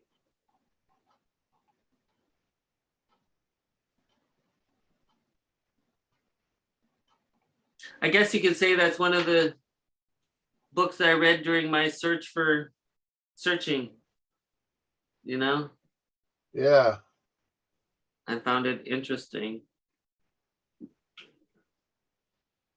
Hell, for a long time, I didn't even know there was a pineal gland there when people talk about a third eye. So, that was quite an interesting development for my little brain. My brain. I own this thing. I'm taking it with me. Ah, shit, I bet I do. Right down there.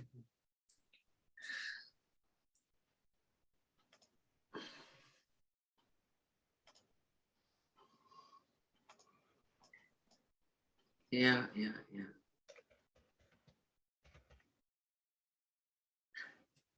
I don't remember why I brought it up, but I think oh, maybe it was part of the meditation, or we were talking about the third eye. That's how it came up, or the red dot symbolization. And in that book, I believe he spoke about if memory serves me correct, is that they actually used a scientific instrument to read auras, which seems to be something that what color is your aura? And I don't know if they really do have a machine that does that, or if it's just a hocus pocus thing. But according to the book, is that basically a monk that was able to read auras, the energy that people excrete or the body excretes, that there was a machine that could also do that. And supposedly they compared notes and found the monk to be correct.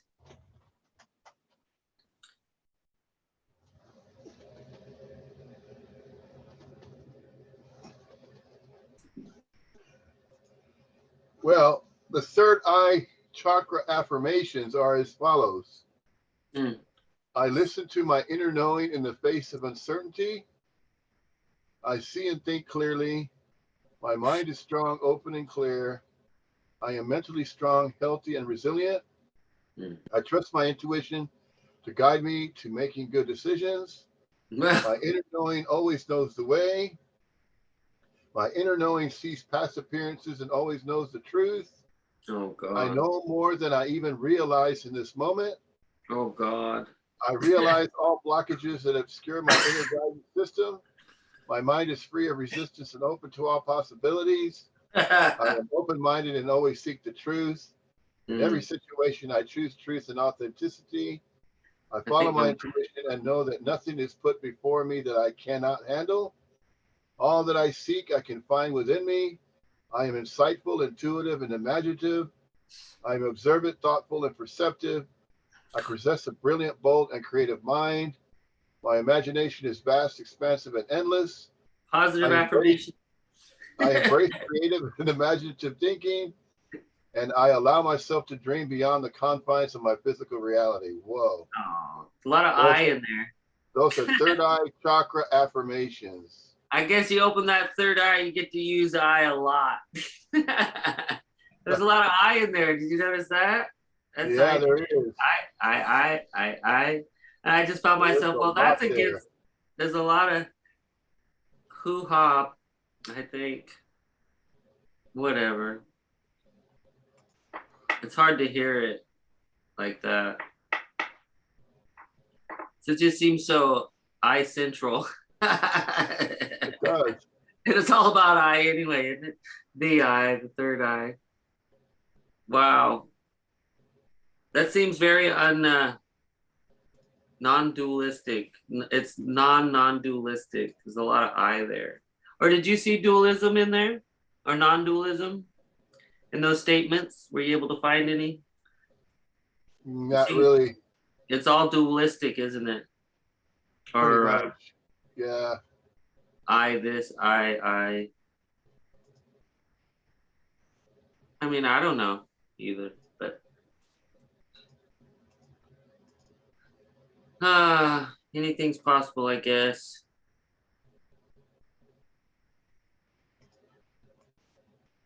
What's he doing, cat? Did you ever hear that? They said that cats were a experiment in conscious animal consciousness or something like that. Somebody told me that once. Oh, interesting.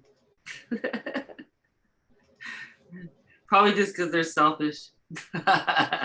Obviously, they're conscious, so they can be selfish. Oh, shit.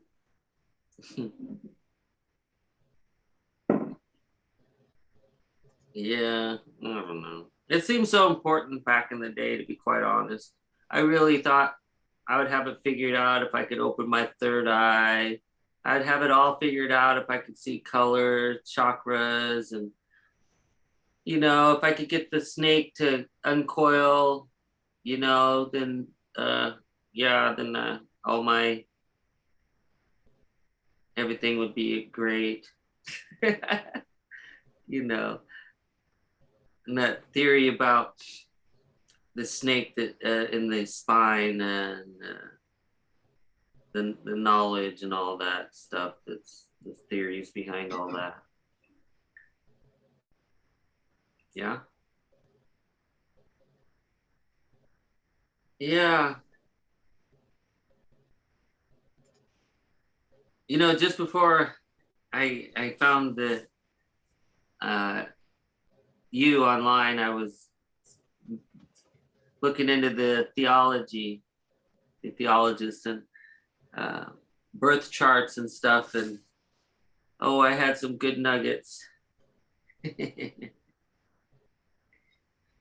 You know, I Really? just thought I figured it out. Yeah, yeah, had a lot figured out. Yeah, silly.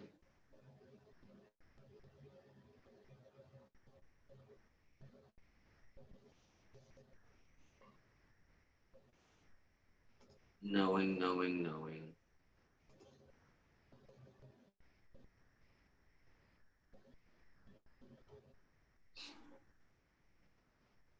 You know, I spoke to I might have mentioned this before, but there was a gentleman I spoke to in a breakout room that he had similar experiences like with my mother and my grandmother, you know, like Mhm. and he felt similarly like, you know, he was being, for lack of a better word, visited because, you know, in the dreams they come and spend time with you or whatever. Huh? They say that. Yeah. And I never knew that until I used to talk to my mom about that. I'd say my grandma came to visit me, and that was something that we'd start to say each other. Is you know she'd tell me my mother came and visited me. So it was interesting to hear somebody else have that same kind of what do you call it? Not Experience? explanation. Yeah, same Well, idea, theory. You know, being visited. You know, for lack of a better understanding of what's going on. I guess. Let me see what somebody sent me. Garage sale online. Oh, okay.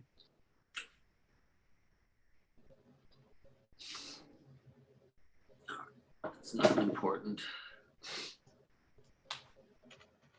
Garage sale. Lord have mercy. Yeah. Used to think, you know, was it he who has ears, let him hear? To me, I'd interpreted that message to mean that if you're always listening for God, then he's the one answering, you know? Yeah.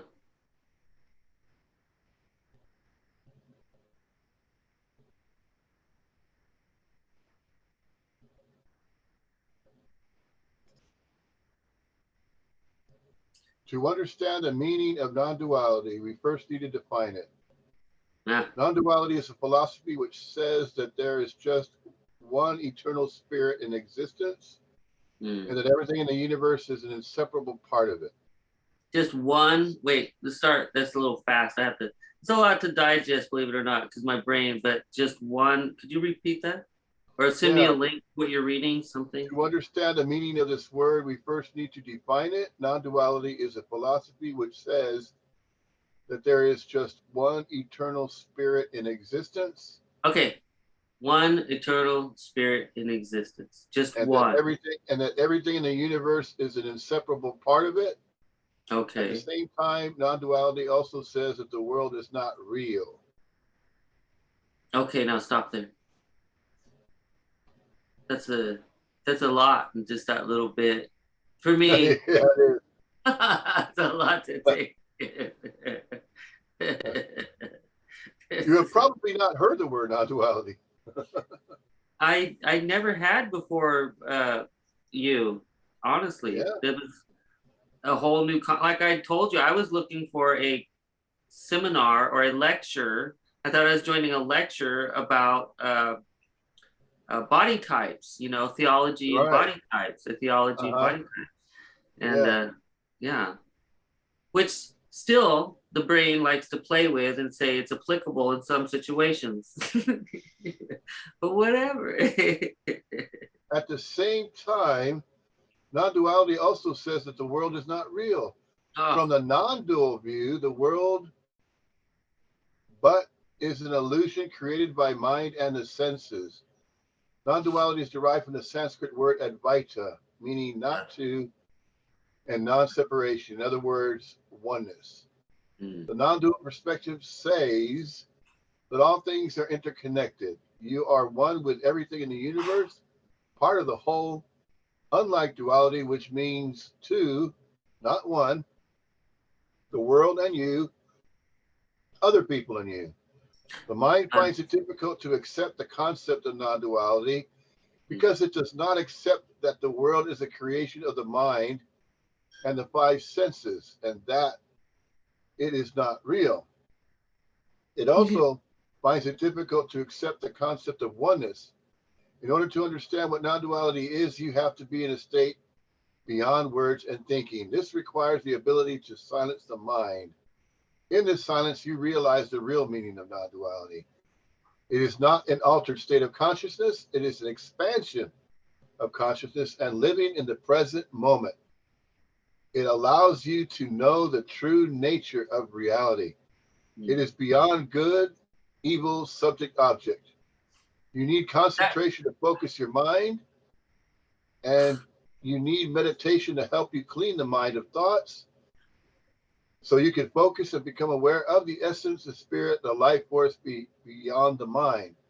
good. Gradually, as the mind becomes calm and peaceful, you arrive to the experience of non-duality. In this state of being without thoughts, you realize your oneness with the one spirit and you experience pure consciousness. Your That should be mind ready. prevents Oh, your I mind thought it prevents you from was. your mind prevents you from seeing reality. Wait a moment before you stop reading and going somewhere else. This is the most simple and most rewarding process, though not easy. When you realize this state, your point of view on life and who you are would completely change. The mind, with its thoughts, ideas, beliefs, and habits, prevents you from seeing what is beyond it. It is as though it envelops your consciousness and obscures your vision. It lets you see the world only through the eyes of the mind and the five senses. People regard themselves as separate units, Mm. separate from the world and from other people. Only after removing the veil that the mind creates, you'll be able to realize the oneness of everything and thereby realize what non-duality is. If you wish to improve the quality of your spiritual life and find answers to life questions, it will be a good idea to learn about non-duality. It would also help you to gain inner peace and become aware of non-dual awareness. So understanding and experiencing non-duality, imagine the sky is hidden by clouds of different shapes and sizes. These clouds constantly move and change their shapes, and it is only when they disperse and disappear that you can see the blue sky. The sky, on the other hand, never moves or changes. It is up there all the time, but sometimes it is hidden by clouds. The sky is permanent. Only the clouds are transitory, coming and going. Thoughts, people, and events constantly come and go, just like the clouds, while the background is the one eternal and formless spirit, which is always here and never changes. I like While that. dreaming, while sleeping, you go through all sorts of pleasant and unpleasant experiences. In the dream, everything seems so real, but when you wake up, you realize that these experiences were just a dream. They were not real and lasted only while you were sleeping. You are the same person before, during, and after the dream, living in the same conditions and circumstances. However, in your dreams, you go through all kinds of experiences that seem real but don't really exist. It is like watching a movie and identifying yourself with the main character. When the movie ends, you forget about it. It seemed real for a while, but when the lights went on, and you stop watching the illusion on the screen, everything disappeared. In all these situations, your consciousness spirit is a stable factor, and all else just comes and goes. This means that there is an ongoing sort of reality, and everything else is like a projected movie on the screen of reality. This means that the only reality is your consciousness awareness, and all other things are images on a screen. The best way to understand the experience of non-dual and ultimate reality is to experience them, not just read about them. Though the world might be an illusion created by the mind and the five senses, it does not mean that you need to give up on everything. You can accept this point of view, understand it, and live it, and at the same time go on with your life, work, love, and achieve goals. These are the restless and nonstop thinking mind, the belief in the reality of the ego of separate individual existence that prevents you from becoming aware of what is beyond them and understanding non-duality. Looking within you and searching for the source of your mind and thoughts, where they come from, and discovering who and what you really are, bring the knowledge and understanding of what non-duality is. The first step would be reading about it. However, true experience and understanding is gained through concentration and meditation. Real understanding becomes possible when you silence your mind and when you can rise your consciousness above the mind. Find someone with experience to teach you. It is possible that there are some teachers in your country, or you might travel far away and find them. Learn to silence your mind and go through concentration and meditation practice. As the mind becomes quieter, it becomes easier to realize the meaning of the concept of non-duality. As for meditation, you might find it useful to practice the self-inquiry meditation and the who am I meditation. That's the one I'm at.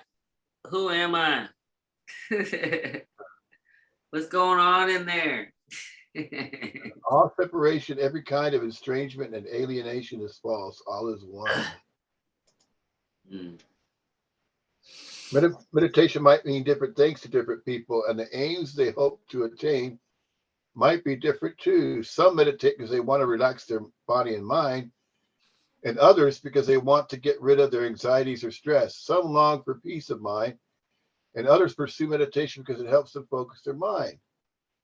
Meditation can help you see beyond appearances, thoughts, and beliefs. It can help you discover your real I and awaken a wider sort of consciousness.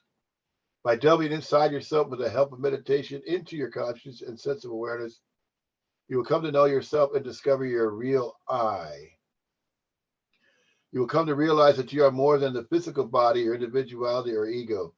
You will realize that your thoughts, feelings, and beliefs are only an outer layer, and that your awareness and consciousness are beyond them. These words might seem strange or meaningless at this moment, but if you keep meditating in time, you will accept them, since you have become your first-hand experience. This real I is like a bright bulb of light which is hidden from sight by many covers. We have to strip away the covers. These covers are our thoughts, feelings, beliefs, and habits. By stripping them away, we uncover the internal bright light of our true being. How do we strip these covers? We do so by focusing our mind and calming down the nonstop chatter of the mind. This is one of the main roles of meditation. We do not have to create this awareness, which is our true being. We only have to remove everything that covers it. It's pure simplicity. It's a simple process, but it requires time and effort and inner work. Stop everything you're doing, and for a few moments, look inside yourself and at your awareness, trying to focus on it. Just be aware of your awareness without thinking of anything. Try to feel this awareness, consciousness, and sense of existence and being alive. Thought after thought might try to divert your attention and make you forget to follow this exercise. This is a natural, since the mind is not trained to focus. However, if you persist for a brief moment, you might experience a sense of calmness, bliss, and happiness, and a different, wider consciousness. The feeling of existence of consciousness is always with you, no matter where you are or what you're doing. You might not even be aware of it, but it is always there, unchanging and continuous. This awareness consciousness is beyond the mind, but since the mind is always in a state of constant thinking, the attention follows these thoughts and does not allow you to experience it. Like clouds that hide the sun, so thoughts, feelings, and desires hide this consciousness awareness. Thoughts, feelings, and beliefs change over time, sometimes radically, but you retain the same awareness, the same consciousness of your being. Yeah. The consciousness is like a background that never changes. It is like a screen on which the events of your life are projected. This consciousness is beyond thoughts. It always remains as it is without change. It is the stable part in you. Everything comes and goes, but your your feeling of being alive and existing, is always the same, never changing. This I is your real self. I would like to suggest a meditation that would help you become aware of your real essence, delve within you and discover the I, the consciousness beyond the mind. This technique, the Who Am I meditation or I Am meditation, would help you realize who you really are, calm your mind and your thoughts, and improve your focus. Find a time and a place where you can be alone and undisturbed. Any time of the day would fit, but early morning is recommended since you are still calm and relaxed after your night's sleep. You switch off your phone and TV. Sit down in a comfortable position with a straight back and without slouching. For a few moments, pay attention to your body, feelings, and thoughts while at the same time being aware that it is you examining them. You, your awareness consciousness, is looking at them. This means that you are not them, but something outside looking at them. Be aware of this thought for a while. You will discover that one moment you might be thinking or feeling something, and the next moment another thought or feeling pops up. Ask yourself, who is it that is aware of the thoughts and the feelings? Focus on this question without trying to analyze it, think, or discuss the matter.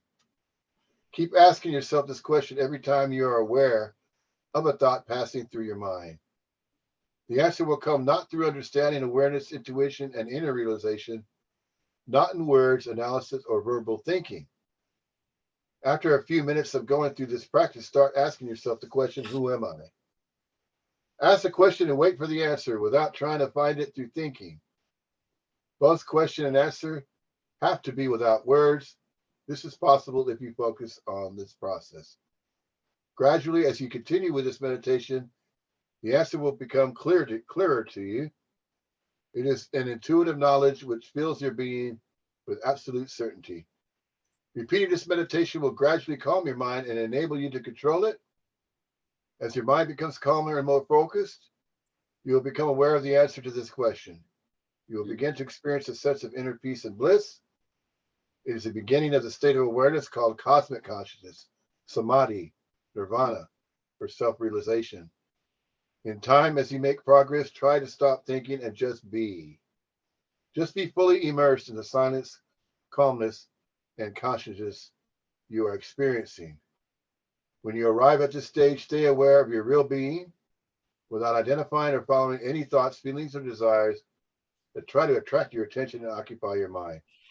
The question, who am I, is as a trigger for self-realization, and discovering the real I was a method taught by Sri Ramana Maharshi, the great sage of India. Practice this meditation every day, begin with 10 minutes and gradually increase time. As you progress, the moments of blissful inner peace and silence will occur more frequently and increase in length. One day you might discover that this consciousness has become your natural state of awareness, irrespective of where you are and what you are doing. Well, now, isn't that special? Yeah, that's quite a good explanation. I've never heard any non-dualists say that till today, I guess. Yeah, well, there it is. That's yeah, practicing a meditation. yeah, that's The nice. who am I meditation. You know, what else is there to know, really?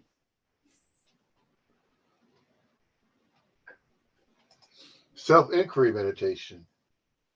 There is a deeper consciousness inside everyone, hidden beneath layers of thoughts, feelings, and desires. This consciousness is like a strong bulb of light, hidden by covers upon covers of thoughts, feelings, desires, worries, and fears. The purpose of self-inquiry meditation is to remove the covers and let this bulb of light, this consciousness, shine unhindered. After removing the covers, your consciousness and awareness of yourself will expand, and you will begin to experience more and more moments of happiness, bliss, and inner peace in your life. The process of removing the covers hiding your inner consciousness is like taking out the color glasses, which distort the vision, and starting to see things as they really are. When you remove the covers that hide your vision, you start to see life and reality as it is, without filters, leading you to greater understanding of yourself and of life and of the world. What are the covers that you need to remove? These are worries, fears, negative thoughts, futile thoughts, limiting thoughts, and your attachment to meaningless matters and negative habits and situations. How do you remove them so you can see and think clearly and become aware of powerful, happy, and unlimited consciousness within you? How do you remove the covers hiding your deeper consciousness, your essence? You do this by removing the layers upon layers of thoughts, beliefs, feelings, and desires, hiding your true self, just like removing a pair of colored glasses with distorting lenses. The process of removing the covers is called self-inquiry. It has been made available to the public through the teachings of Sri Ramana Maharshi, who lived in the 19th and 20th centuries.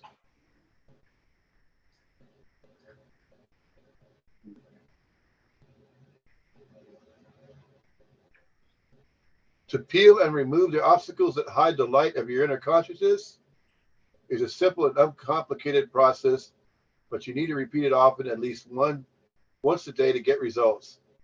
Unlike other processes, self-inquiry takes you in a straight line toward your goal. While practicing this meditation, do not analyze each thought, worry, and fear.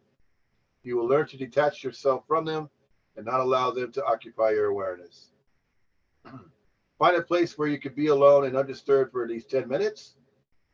Sit down comfortably and relax your body. Pay attention to each tense muscle and relax it. Do so for a few moments. Calmly watch your thoughts as they come and go. All you need to do is to be aware of your thoughts, but refrain from identifying with them, getting involved with them, following them, or becoming immersed in them. As each thought enters your mind and tries to calm your attention, ask yourself, to whom does this thought belong and who is thinking it? You need to do so with every thought that enters your mind. After some time, you will begin to realize that most of the thoughts come from outside and you do not actually need to think them. Do not analyze the thoughts or think about them. Just ask the above mentioned questions without even using words.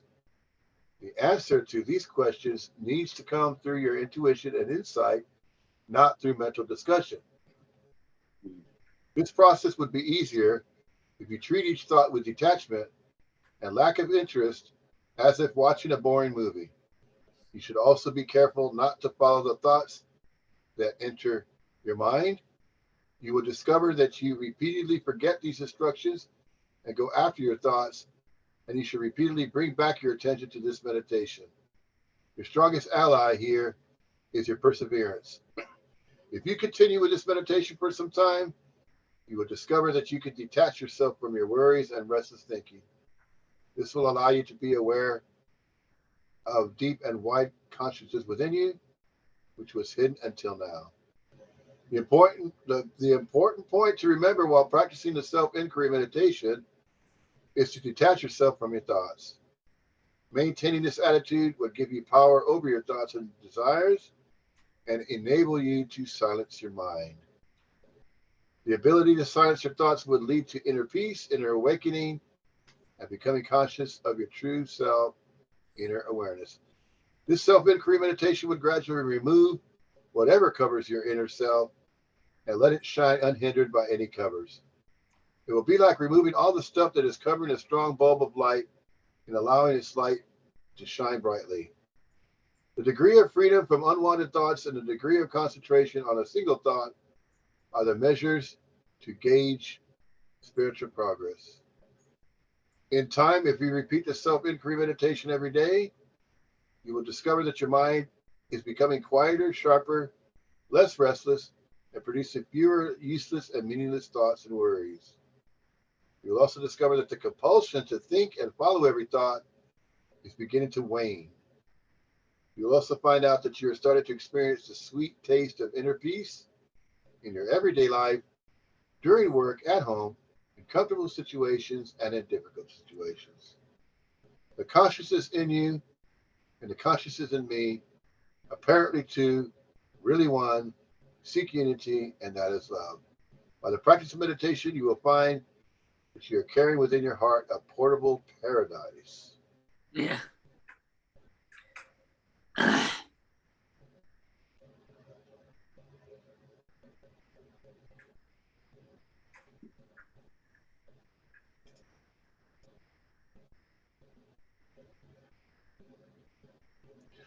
The world around us looks so real, and to proclaim that is only an illusion seems sheer nonsense. How can this be true? Well, the world is real for us, since we can see it and touch it, but is it actually real? The truth is that our thoughts, beliefs, and what we read and what we hear determines how we see the world. Often the information we receive is not true, and this distorts our view of the world, about the news, and about people. Look at your body. It is some sort of extraordinary machine made up of a combination of various materials and functioning as a unit. Can you confidently say that you are the body, or maybe you are the consciousness awareness, the part in you that thinks and decides? Is your consciousness awareness something on a higher level than the body? Do you identify more with your conscious awareness or with your body? Are you the hair that the hairdresser cuts and throws away? Are you the fingernails, nose, legs, or thighs? When you drive your car, are you the car or the one driving it? In the in in the same way, are you the body or the power that makes the body function and do things? Think about these questions fearlessly, and you will discover a wider consciousness in you. A great number of thoughts pass through the mind every day. Can you say that you are any one of these thoughts? Thoughts are like a movie that plays in front of your eyes. Are you the watcher of the movie or one of the characters on the screen? Do you remember what you thought 1 hour ago or yesterday? How can these thoughts be the real if they are not permanent and always come and go? You think them, but you are not them.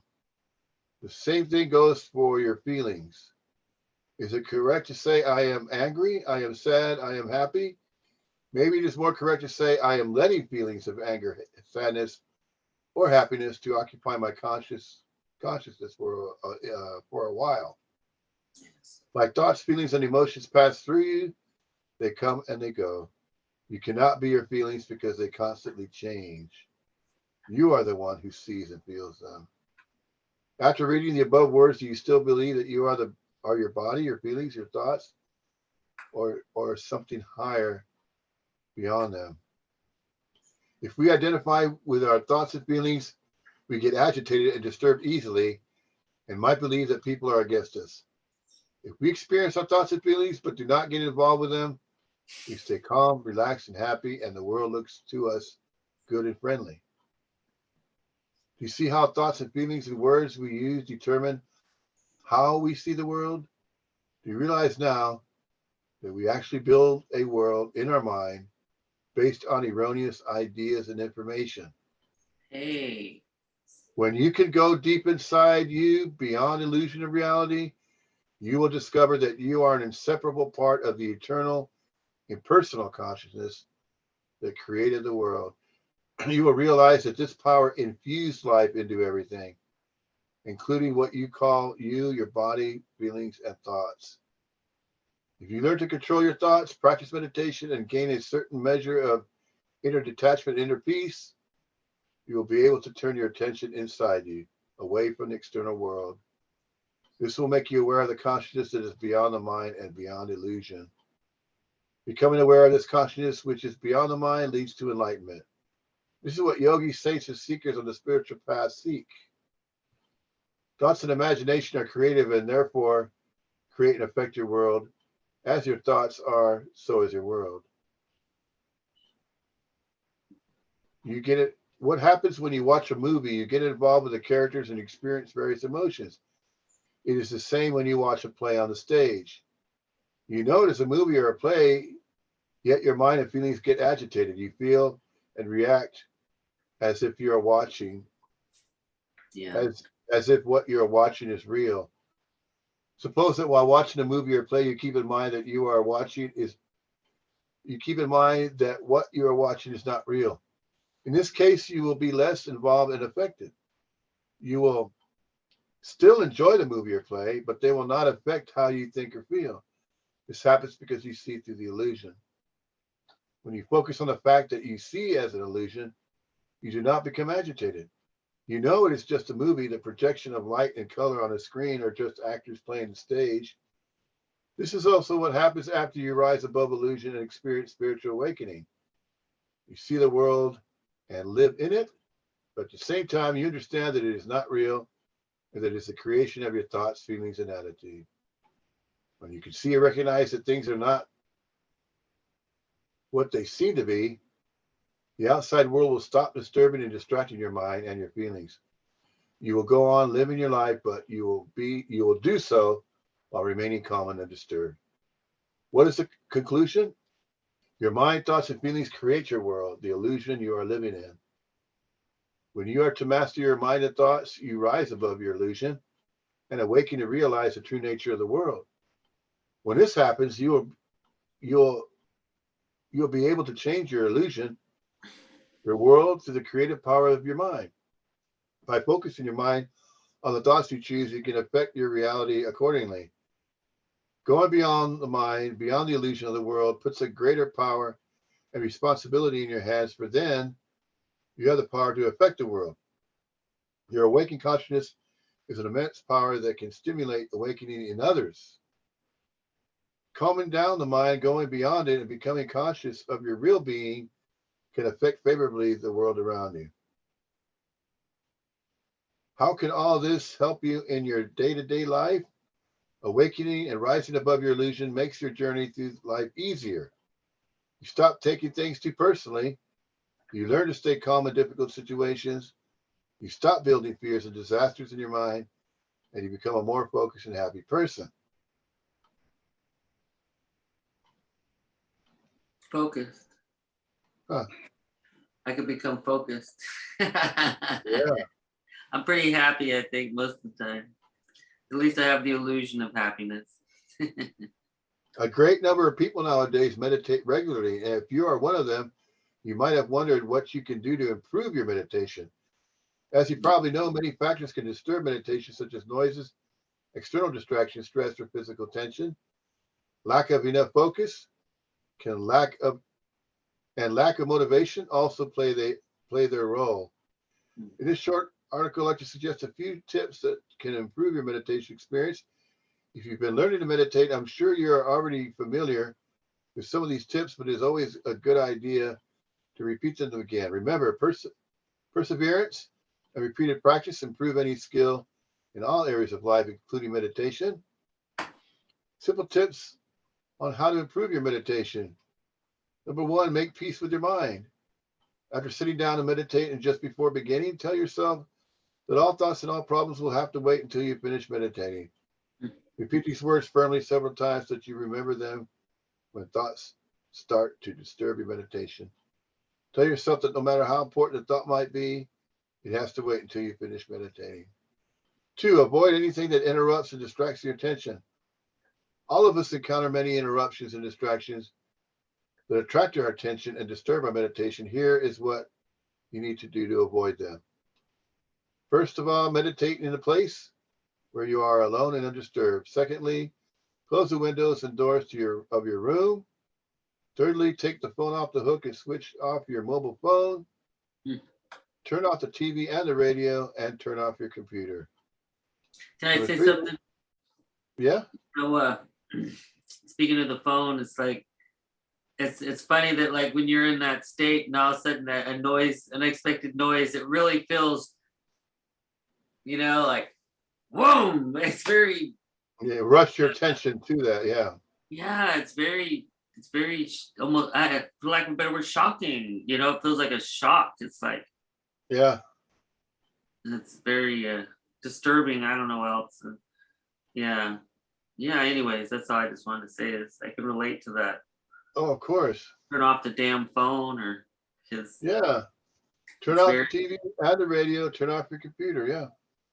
definitely jolts you back to. I was listening to someone. They were talking about deep meditation, which I don't know. I think if I ever get even close to that, I'm probably asleep. But they were talking about deep meditation, and it takes hours to get there, and somebody comes and knocks on my door after I, explained to my neighbor not to disturb me when I'm meditating, and I think she decided to put up a sign that said "Do not disturb" or something. It's like, oh, that's brilliant. Who would have thought? You tried speaking to them and they forget, so whatever. But the point was that the person being in such a deep state of meditation after she said it took hours to get there. I just, wow. Yeah, that's some heavy meditation. I think, my opinion. It's like for me so far meditation is, finding a nice relaxed space and kind of roaming around in there, seeing some pretty stuff, having some good images, so to speak. I don't know what else to call it, because it's pleasant most of the time. I haven't had anything non-pleasant yet. So it's pleasant, it's pretty, have pretty colors and visions. I don't know, whatever they call them. Pictures is probably a better word. Pretty colorful pictures, things that are fun, entertaining. Might not be a good word, but yeah, I don't think entertaining is the right word. It's a different sense. But yeah, I don't know. I can't imagine if that person could even. I can't imagine being like, if the state that I'm speaking of could be obtained or sustained for a long time, or if there's something beyond that. That's just wow to me. I mean, that's not funny. It's like a thirsty man gets a drop of water. It says, "Oh, that's the best that's the best cup of water." And it's like you don't even know that you hadn't even had a whole drink, so to speak. Yeah.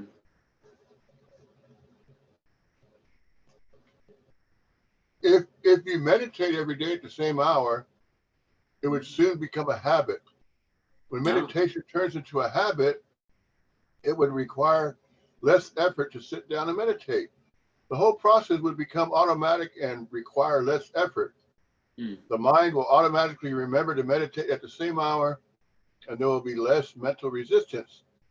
Early mornings or early evenings are good times for meditation, but you can choose any other convenient time. Try to meditate at the same place every day. It could be a special room, in a corner, in a room, your office, or in a garden. Try to use the same place, at least in the beginning. If you meditate every day at the same place, your mind will start associating the place with meditation, and after some time, you'll learn to become calm and ready for meditation whenever you sit down there to meditate. Do not meditate immediately after eating a meal, especially a heavy meal. Allow for some time for the food to be digested. After eating, the body directs its energy towards the digestive process at the expense of the mental process. Yeah. This is one of the reasons for feeling drowsy after eating a heavy meal. Meditation requires alertness and focus, and therefore, it would be a good idea to avoid practicing it immediately after eating a meal. Please also note that you should not be too hungry when meditating, since it can disturb your concentration. If you're too hungry, you may eat a cake You may eat a fruit, a slice of bread, or drink a glass of water or juice. And it is important to sit in a comfortable position and avoid physical strain as much as possible so that your mind is free to focus. You may sit on the floor if you find it comfortable, or you may choose to sit in a chair on a chair. Do what is more comfortable and less strenuous for your body. It is also important to keep your back straight without straining it. Often, there's a tendency to tense the body when meditating, concentrating, or doing any mental work. That is a common habit which you need to avoid since it tires the body and the mind and stands in your way to a better and deeper meditation. It is highly recommended that you learn to relax your body. You can find relaxation techniques by searching for them on the internet. I recommend that you develop the habit of being aware of any tension in your body and release it. During the day, every time you feel and you are tensing your body, stop what you're doing and relax your muscles to undo the tension. If you often do this action will turn in due time into a habit. You know, These are a few simple tips to help you improve your meditation and make progress with it. The important thing is to implement these tips, persevere with your practice, and stay motivated. For more information or guidance about meditation, how to improve your meditation, please read the other articles about meditation. Meditation is to be aware of every thought and of every feeling, never to say it is right or wrong, but just to watch it and move with it. In that watching, you begin to understand the whole movement of thought and feeling, and out of this awareness comes silence. Meditation is painful in the beginning, but it bestows immortal bliss and supreme joy in the end. Meditation is really letting go of all the thought processes or mind traffic that gets in the way of just whatever is between you, space, and consciousness. Calming down the constant chatter of the mind and making the mind peaceful are essential for good meditation and for enjoying inner peace in the various situations of one's life.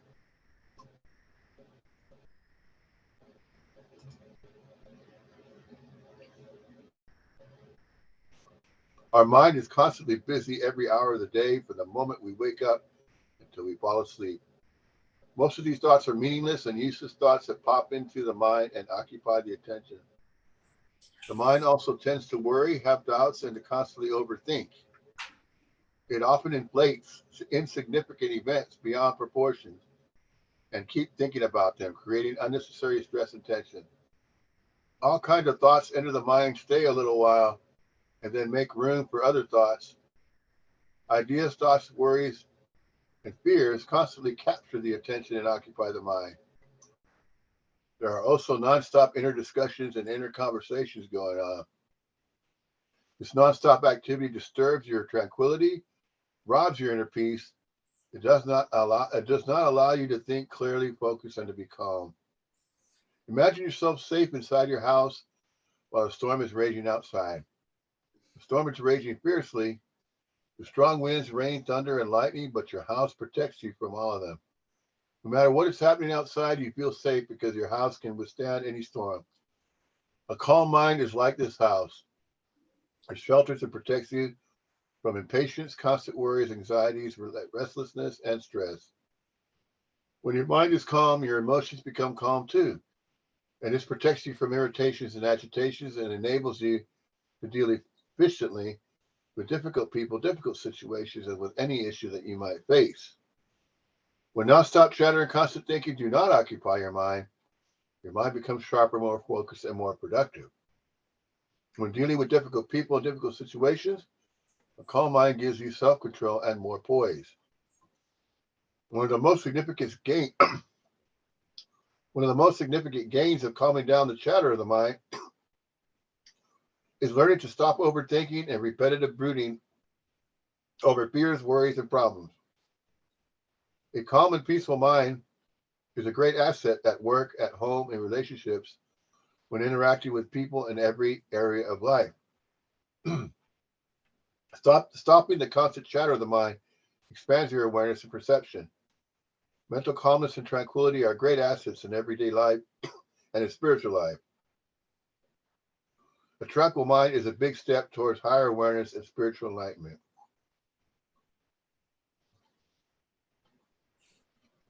Give me a minute, Richard. I'm gonna go get some water real quick. All right. I'm thirsty. Yeah. Boy.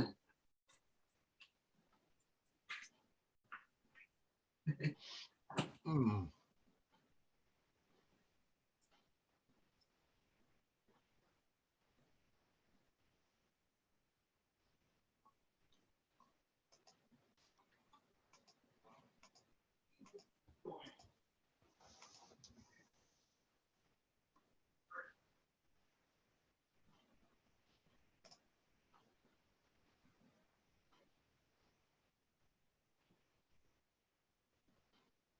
Butt up.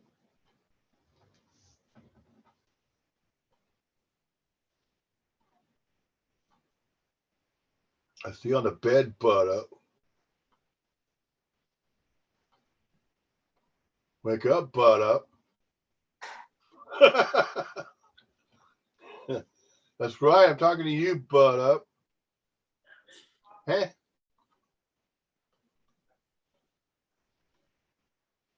Silly butt up.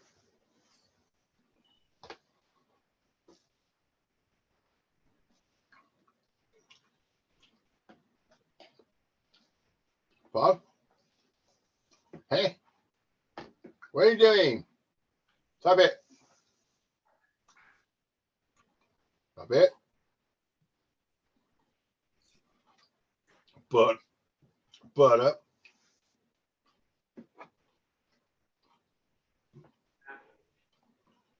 Yep. Did you holler, Richard?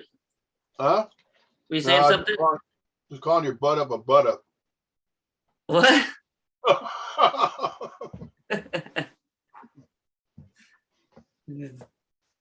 Your dog is a butt up. Oh.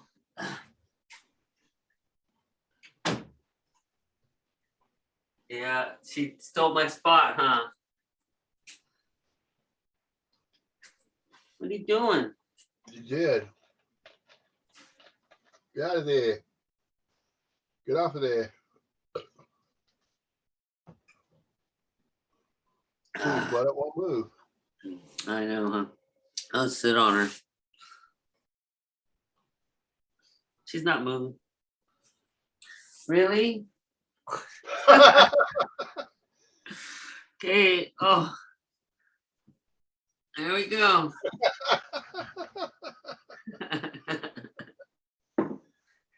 Silly butt up. Get out of the way.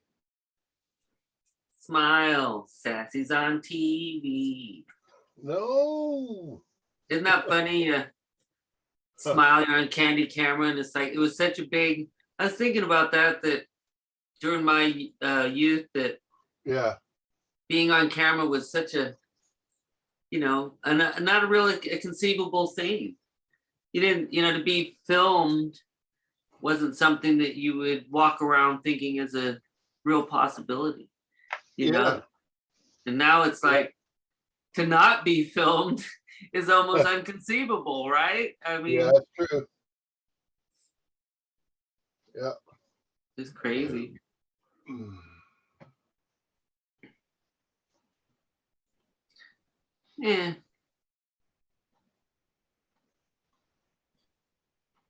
Yes. Do you meditate still, Richard? Or do you not do any kind of that? I'm meditating even now. No. But yeah. I think it was, I'm not 100%, but I thought Anna said something like that too, that, meditation is, maybe she didn't, but it sounds real familiar that, it's you get to a point, like you said, in your guard or your reading that, just bam, you're there, you are, you know what I mean? You just Oh yeah. pull it right up, so to speak, Mhm. It's instant access after you know how to, I guess. That's right. Every day can be a meditative practice, a meditation. Every moment in life could be a meditation, in other words. And You can do that. when you were speaking of can't remember exactly, but it was about the the body, the mind, and the senses all creating this world that we Right. feel and making it real, right? And it That's reminded what me it's of doing. Yeah. yeah, and it reminded me when I told you how I'd I told myself that if you ever in a dream and you think you might be dreaming, you know, do something to cause yourself pain. That way you'll know it's not a dream. And I told you that I experienced pain in my dream. So I was like, shit, this is a dream. This is not a dream. Thinking of that, it led me to the idea that, you know, well, if that's the case, you know, then that would make that dream just as real as this dream, so to speak. That's you right. know? It really, if I can make all those, if my brain can tell me, oh, you felt pain, even though there was no pain. If my brain can convince me of all these things that are happening, even though they're not technically supposedly happening because of my body is here in a state of rest, then, or the body, then yes, that should be shouldn't be a hard conclusion. What if we wake up on that place of the Gee, dream when we pass away? yeah, We might wake up there because we won't wake up here again. If we won't wake up here and we're not going to be appearing anymore, then that means we'll wake up there. I mean, that makes sense. it I does. mean, yeah, it seems it does. There's a logicalness to it. Yeah, it is. You wake up where the body isn't. Right.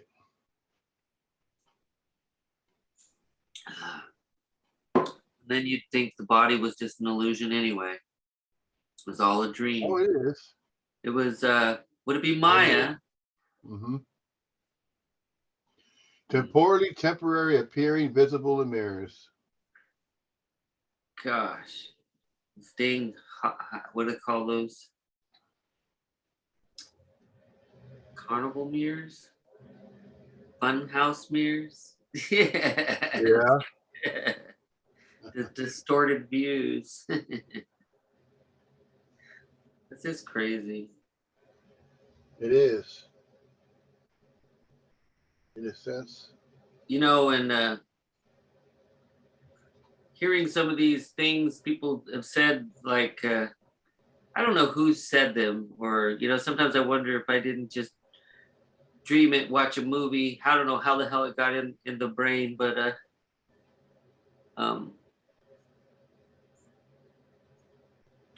yeah, it's like getting trapped in a. One time somebody was speaking, and I was like, man, the way they talk is like we're in a coma. And it's like, wake up, you're in a coma, come out. Yeah. Shit. It's crazy. I mean, not that anybody's begging you. They basically are saying, hey, you can keep sleeping or you can wake up. You know, that's how I Really? hear it too. So, but I don't know.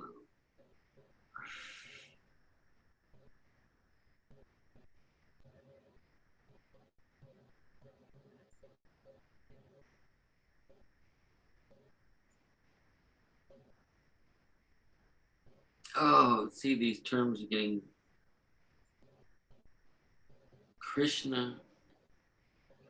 Is Krishna and Shiva two different people or beings or ideas, however that would be termed, right? Yeah, Krishna is supposed to be equivalent to God or the deity. The I main thought it was source. okay. The source is Krishna, and Shiva is Is that the one in the wheel? yeah, that's the one that controls Maya. Okay. It's just Or hard for me to produces keep all Maya. these Yeah. ideas, you know, whatever, understandings, ideas, Yeah, metaphors. that's the story of the Bhagavad Gita, really. Yeah, in some ways I think of it, I think metaphor would be a good close explanation.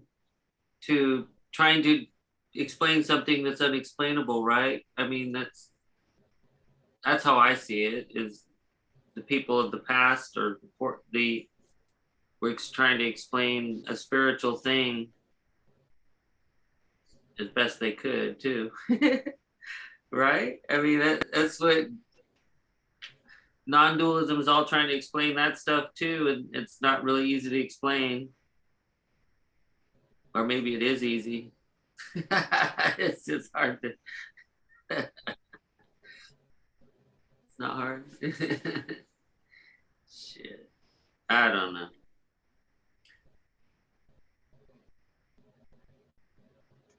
I think I'd like to know more of the story though of the Bhagavad Gita. I've been trying to I think Ira, that guy Ira was reading it, and I can't find him reading any more past chapter 3. So that was a little depressing. Well, to give you an overview, Bhagavad Gita is universally renowned as a jewel of India's spiritual wisdom, spoken by Lord Sri Krishna, the Supreme Personality of Godhead, Oh, to his intimate devotee Arjuna. The Arjuna. Gita's 700 concise verses provide a definitive guide to the science of self-realization. Yes. There is no work even comparable in its revelations of man's essential nature, his environment, and ultimately his relationship with God. His divine grace, Swami Prabhupada, is uniquely qualified to present this English translation commentary on Bhagavad Gita. He's the world's foremost Vedic scholar and teacher, and is also the current representative of an unbroken chain of fully self-realized spiritual masters, beginning with Lord Krishna himself. Thus, unlike other editions of the Gita, this one is presented as it is, without the slightest taint of adulteration or personal motivation. Replete with 16 full-color plates, this new edition is certain to stimulate the enlighten any reader with its ancient yet thoroughly timely message. Colored plates. What's that book? It sounds like sounds pretty. Yeah, these Has it got pictures or something? Like a Bible? yeah, it's supposed to have 16 full color plates. Yeah, it's supposed to Wow. it's supposed to be in the book. Is that on Amazon or what? Yeah, it should be available that way as well. Well, and I think Originally, I wrote Bhagavad Gita as it is in the form in which it is presented now. When this book was first published, the original manuscript was unfortunately cut short to less than 400 pages, without illustrations and without explanations for most of the original verses of the Srimad Bhagavad Gita and all of many other books, Srimad Bhagavatam, the Sri Isapanisad, etc.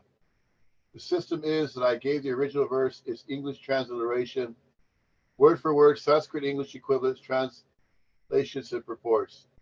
This makes the book very authentic and scholarly, and makes the meaning self-evident. I was not very happy, therefore, when I had to minimize my original manuscript, but later on, when the demand for Bhagavad Gita as it is considerably increased, I was requested by many scholars and devotees to present the book in its original form. Thus, the present attempt is to offer the original manuscript of this great book of knowledge with full Paramapara explanation in order to establish the Krishna consciousness movement more soundly and progressively. Our Krishna consciousness movement is genuine, historically authorized, natural, and transcendental due to its being based on Bhagavad Gita as it is. It is gradually becoming the most popular movement in the entire world, especially amongst the younger generation. It is becoming more and more interesting to the older generation also. Older gentlemen are becoming interested so much that the fathers and grandfathers of my disciples are encouraging us by becoming life members of our great society, the International Society for Krishna Consciousness. In Los Angeles, many fathers and mothers used to come to see me to express their feelings of gratitude for my leading the Krishna Conscious movement throughout the entire world. Some of them said that it is great fortunate for the Americans that I have started the Krishna Conscious movement in America, but actually, the original father of this movement is Lord Krishna himself. Since it was started a very long time ago, but it's coming down to human society by this disciplic succession. If I have any credit in this connection, it does not belong to me personally, but it is due to my eternal spiritual master, his divine grace. Om Vishnu Pada Parama Sound. Parama Sound. If personally I have any credit in this matter, it is only that I have tried to present Bhagavad Gita as it is without any adulteration. Before my presentation of Bhagavad Gita as it is, almost all the English editions of Bhagavad Gita were introduced to fully someone's personal ambition. But our intent in presenting Bhagavad Gita as it is to present the mission of the Supreme Personality of Godhead Krishna. Our business is to present the will of Krishna, not that of any mundane speculator like the politician, philosopher, or scientist, where they have very little knowledge of Krishna, despite all other knowledge. When Krishna says, Man, Mana, Bhava, Mad Bhakto, Mad Yaji, Mam Namaskura. We, unlike the so-called scholars, do not say that Krishna and his inner spirit are different. Krishna is absolute, and there is no difference between Krishna's name, Krishna's form, Krishna's qualities, Krishna's pastimes, etc. This absolute position of Krishna is difficult to understand for any person who is not a devotee of Krishna and his system of parampara, disciplic succession. Generally, the so-called scholars, politicians, philosophers, and swamis, without perfect knowledge of Krishna, try to banish or kill Krishna when writing commentary on Bhagavad Gita. Such unauthorized commentary upon Bhagavad Gita is known as Mayavada Vasya, and Lord Chaitanya has warned us about these unauthorized men. Lord Chaitanya clearly says that anyone who tries to understand Bhagavad Gita from the Mayavadi point of view will commit a great blunder. The result of such a blunder will be that the misguided student of Bhagavad Gita will certainly be bewildered on the path of spiritual guidance and will not be able to go back home, back to Godhead. Our only purpose is to present this Bhagavad Gita as it is in order to guide the conditioned student to the same purpose for which Krishna descends to this planet once in a day of Brahman or every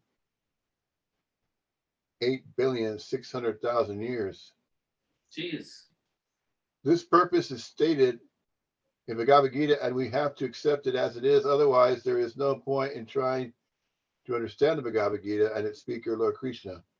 Lord Krishna first spoke Bhagavad Gita to the sun god some hundreds of millions of years ago.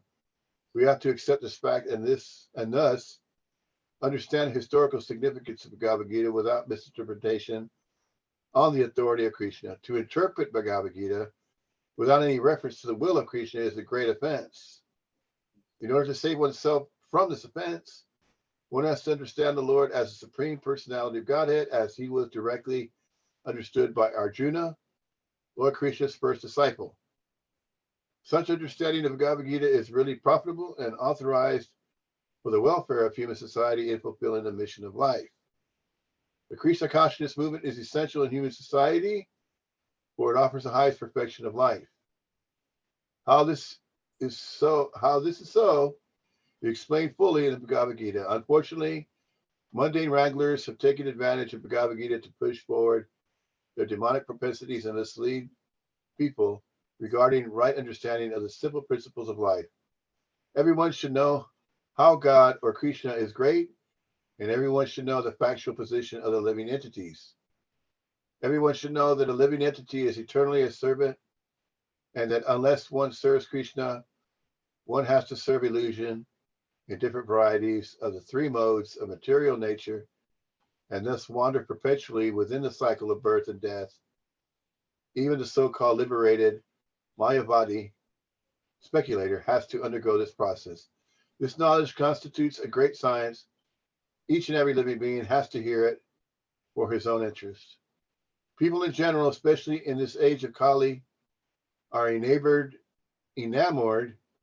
by the external energy of Krishna, and they wrongly think that by advancement of material comforts, every man will be happy.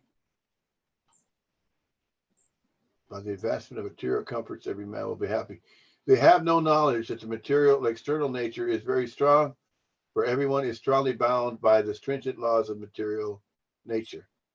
A living entity is happily the part and parcel of the Lord, and thus his natural function is to render immediate service to the Lord.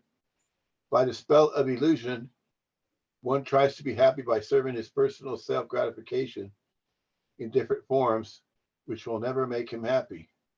Instead of satisfying his own personal material senses, he has to satisfy the senses of the Lord. That is the highest perfection of life. The Lord wants this and he demands it. One has to understand the central point of Bhagavad Gita. Our Krishna consciousness movement is teaching the whole world the central point, and because we are not polluting the theme of Bhagavad Gita as it is, anyone seriously interested in deriving benefit by studying the Bhagavad Gita must take help from the Krishna consciousness movement for practical understanding of Bhagavad Gita under the direct guidance of the Lord. We hope, therefore, that people will derive the greatest benefit by studying Bhagavad Gita as it is, as we have presented it here. And if even one man becomes a pure devotee of the world, we shall consider our attempt a success. Nice. So here's the introduction. I was born in the darkest ignorance, and my spiritual master opened my eyes with the torch of knowledge. I offer my respectful obeisances unto him. When will Srila Rupa Goswami Prabhupada, who has established within this material world a mission to fulfill the desire of Lord Chaitanya, give me shelter under his lotus feet? I offer my respectful obeisances unto the lotus feet of my spiritual master and unto the feet of all Vaishnavas. I offer my respectful obeisances unto the lotus feet of Srila Rupa Goswami,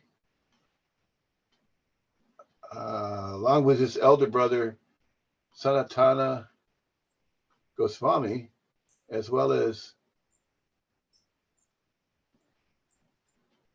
Raghunatha Dasa and Raghunatha Bhakti or Bhakta, Gopala Bhakta, and Srila Jiva Goswami. I offer my respectful obeisances to Lord Krishna Chaitanya and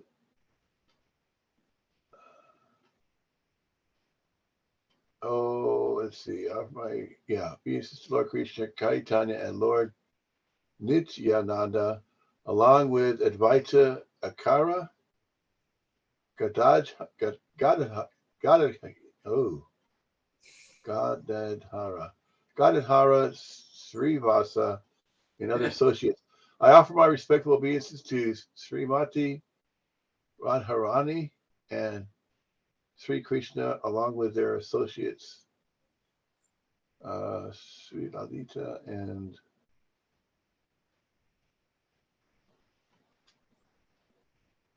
Visakha.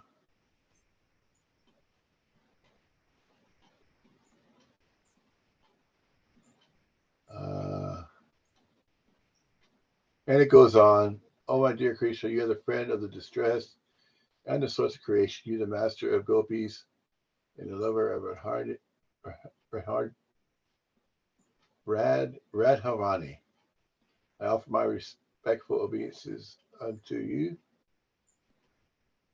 Yeah, I offer my respects to Radharani, whose bodily complexion is like molten gold, and who is queen of Verdavana.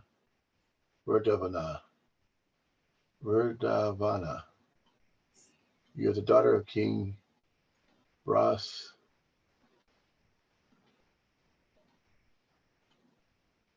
Yeah, Ras.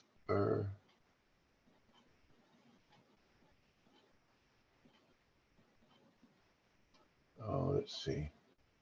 Yeah, it just goes on about that. Lineage. Yeah, it goes through lineages. Yeah. Yeah. And then it gets to a point of where it discusses about Bhagavad Gita is also known as Gita Upanishad. It is the essence of Vedic knowledge and one of the most important Upanishads of Vedic literature. Of course, there are many commentaries in English on the Bhagavad Gita, and one may question the necessity for another one. This present edition can be explained in the following way. Recently, an American lady asked me to recommend an English translation of Bhagavad Gita. Of course, in America, there are so many editions of Bhagavad Gita available in English. But as far as I have seen, not only in America, but also in India, none of them can be strictly said to be authoritative.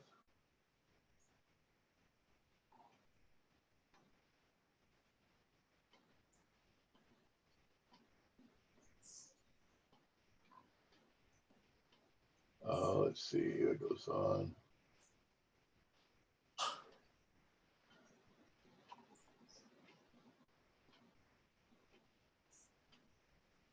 The spirit of Bhagavad Gita is mentioned in Bhagavad Gita itself. It is just like this. If we want to take a particular medicine, then we have to follow directions written on the label. We cannot take the medicine according to our own whim or the direction of a friend. It must be taken according to the directions on the label or the directions given by a physician. Similarly, Bhagavad Gita should be taken or accepted as it is directed by the speaker himself. The speaker of Bhagavad Gita is Lord Krishna. He is mentioned on every page of Bhagavad Gita as the Supreme Personality of Godhead, Bhagavan. Of course, the word Bhagavan sometimes refers to any powerful person or any powerful demigod, and certainly here, Bhagavan designates Lord Sri Krishna as a great personality. But at the same time, we should know that Lord Sri Krishna is Supreme Personality of Godhead, as it is confirmed by all great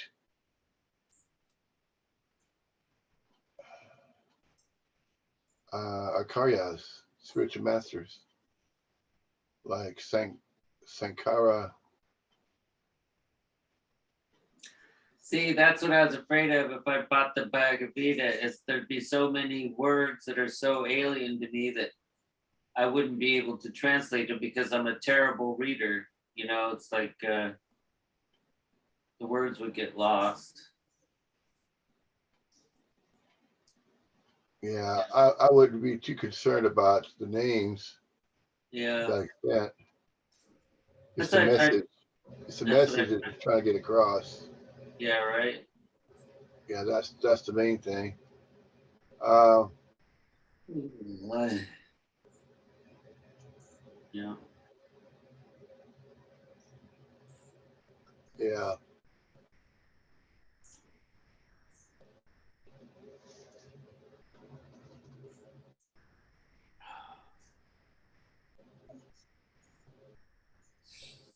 Do you own that book already? Yeah, I have it. Yeah. Oh, you think you showed me, didn't you? Yeah, I did. Yeah, Yeah, I showed it to you. forgot for a second. Anyway, it goes on about here the Lord informs Arjuna that this system of yoga, the Bhagavad Gita, was first spoken to the sun god, and the sun god explained it to Manu, and Manu explained it to Ikshvaku. And in that way, by this disciplic succession, one speaker after another. This yoga system has been coming down, but in the course of time, it has become lost. Consequently, the Lord has to speak it again, this time to Arjuna on the battlefield of Kurukshetra. Great war. He tells Arjuna that he is relating this supreme secret to him because Arjuna is his devotee and his friend. The purport of this is that Bhagavad Gita is a treatise, which is especially meant for the devotee of the Lord. There are three classes of transcendentalists, namely the Gnani, the yogi, and the bhakta, or the impersonalist, the meditator, and the devotee. Here the Lord clearly tells Arjuna that he is making him the first receiver of a new parampara disciplic succession because the old succession was broken. It was the Lord's wish, therefore, to establish another parampara in the same line of thought that was coming down from the sun god to others. And it was his wish that his teaching be distributed anew by Arjuna. He wanted Arjuna to become the authority in understanding the Bhagavad Gita. So we see that Bhagavad Gita is instructed to Arjuna, especially because Arjuna was a devotee of the Lord and a direct student of Krishna and his intimate friend. Yeah. Therefore, Bhagavad Gita is best understood by a person who has qualities similar to Arjuna's. That is to say, he must be a devotee in a direct relationship with the Lord. As soon as one becomes a devotee of the Lord, he also has a direct relationship with the Lord. That is a very elaborate subject matter, but briefly, it can be stated that a devotee is in a relationship with the Supreme Personality of Godhead in one of 5 different ways. One may be a devotee in a passive state. One may be a devotee in an active state. One may be a devotee as a friend.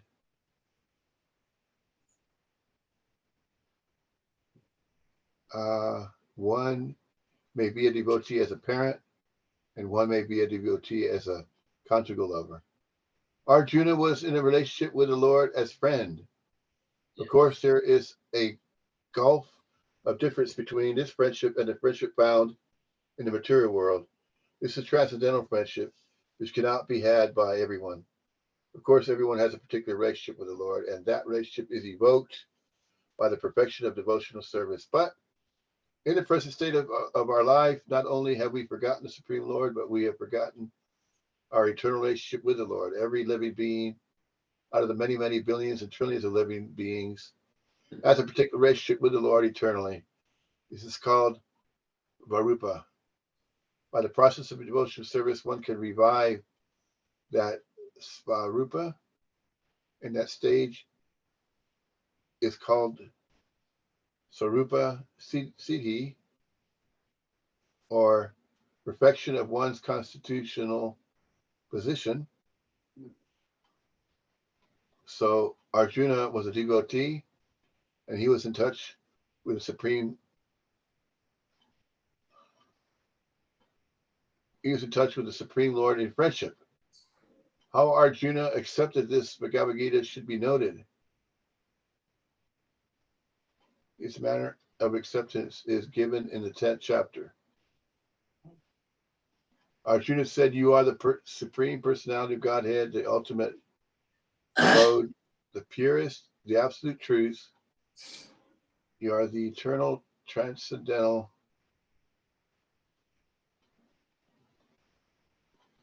let's see. You are the eternal, transcendental, original person, the unborn, the greatest. All the great sages such as Narada, Asita, Devala, and Vyasa confirm this truth about you, and now you yourself are declaring it to me. O Krishna, I totally accept as truth all that you have told me. Neither the demigods nor the demons, O Lord, can understand your personality."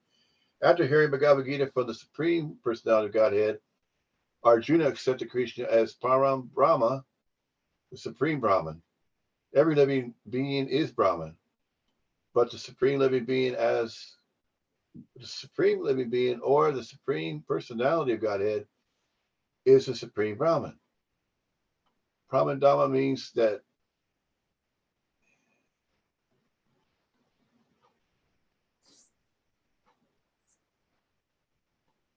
okay.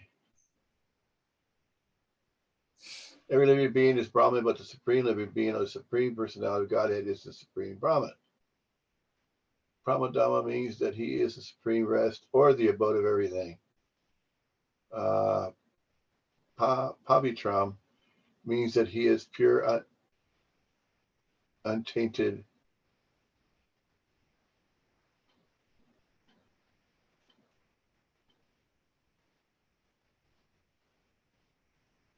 Oh, let's see here.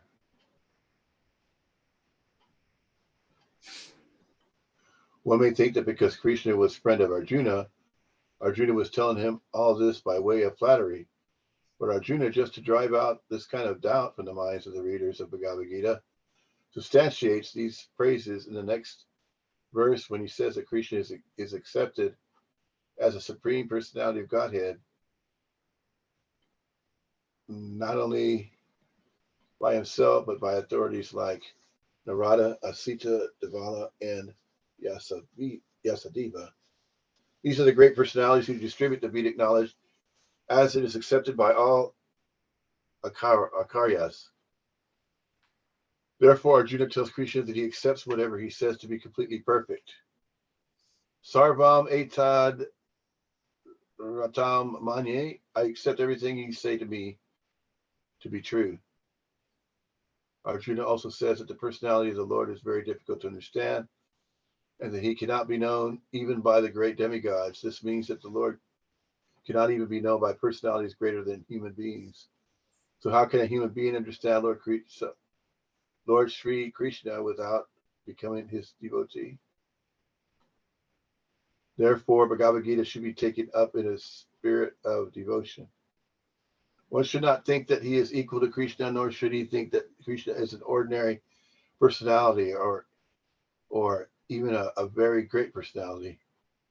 Lord Krishna is a supreme personality of Godhead. So, according to the statements of Bhagavad Gita or the statements of Arjuna, the person who is trying to understand the Bhagavad Gita, we should at least theoretically accept Sri Krishna as the supreme personality of Godhead, and with that submissive spirit, we can understand the Bhagavad Gita.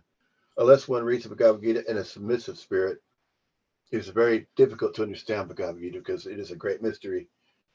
Just what is Bhagavad Gita? The purpose of Bhagavad Gita is to deliver mankind from the nuisance of material existence. Every man is in difficulty in so many ways, as Arjuna also was in difficulty in having to fight the battle of Kurukshetra. Arjuna surrendered unto Sri Krishna, and consequently this Bhagavad Gita was spoken. Not only Arjuna, but every one of us is full of anxieties because of this material existence. Our very existence is in the atmosphere of non-existence. Actually, we are not meant to be threatened by non-existence. Our existence is eternal, but somehow or other, we are put into asat. Asat refers to that which does not exist. Out of so many human beings who are suffering, there are a few who are actually inquiring about their position as to what they are, why they are put into this awkward position, and so on. Unless one is awakened to this position, a questioning his suffering, unless he realizes that he doesn't want suffering, but rather wants to make a solution to all suffering, then one is not to be considered a perfect human being. Humanity begins when this sort of inquiry is awakened in one's mind. In the Brahma Sutra, this inquiry is called Brahma Jinasa. Athato Brahma Jinasa. Every activity of the human being is to be considered a failure, unless he inquires about the nature of the Absolute. Therefore, those who begin to question why they are suffering or where they came from and where they shall go after death are proper students for understanding Bhagavad Gita. The sincere student should also have a firm respect for the Supreme Personality of Godhead. Such a student was Arjuna.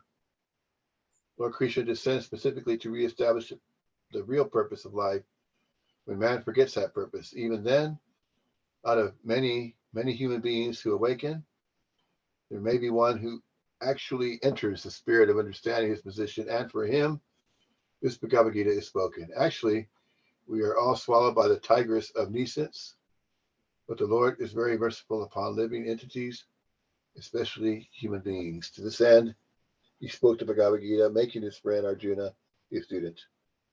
Being an associate of Lord Krishna, Arjuna was above all ignorance, but Arjuna was put into ignorance on the battlefield of Kurukshetra just to question Lord Krishna about the problems of life, so that the Lord could explain them for the benefit of future generations of human beings and chalk out the plan of life. Then man could act accordingly and perfect the mission of human life. The subject of the Bhagavad Gita entails a comprehension of 5 basic truths. First of all, the science of God is explained, and then the constitutional position of living entities, jivas. There is Isvara, which means a controller, and there are jivas, the living entities which are controlled. If a living entity says that he is not controlled, but that he is free, then he is insane. The living being is controlled in every respect, at least in his conditioned life. So in the Bhagavad Gita, the subject matter deals with the Isvara, the supreme controller, and the jivas, the control living entities. Prakti, material nature, and the time, the duration of existence of the whole universe, or the manifestation of material nature, and karma, activity, are also discussed. The cosmic manifestation is full of different activities. All living entities are engaged in different activities. From Bhagavad Gita, we must learn what God is and what the living entities are, what Prakti is, what the cosmic manifestation is, how it is controlled by time, and what the activities of the living entities are. Out of these 5 basic subject matters in Bhagavad Gita, it is established that the Supreme Godhead, or Krishna, or Brahman, or the Supreme Controller, or Paramatma, you may use whatever name you like, is the greatest of all. The living beings are in equality like the Supreme Controller. For instance, the Lord has control over the universal affairs of material nature, as well as explained in the later chapters of Bhagavad Gita. Material nature is not independent. She is acting under the directions of the Supreme Lord. As Lord Krishna says, Mayad Yak Sina Prikti Pratisiyate Sakarakam. Sakarakaram. This material world, this material nature is working under my direction. When we see wonderful things happening in the cosmic nature, we should know that behind this cosmic manifestation there is a controller. Nothing can be manifested without being controlled. It is childish not to consider the controller. For instance, a child may think that an automobile is quite wonderful to be able to run without a horse or other animal pulling it. But a sane man knows the nature of the automobile's engineering arrangement.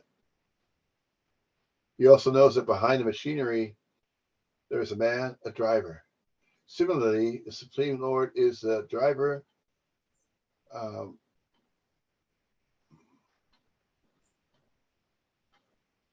Let's see, what was that?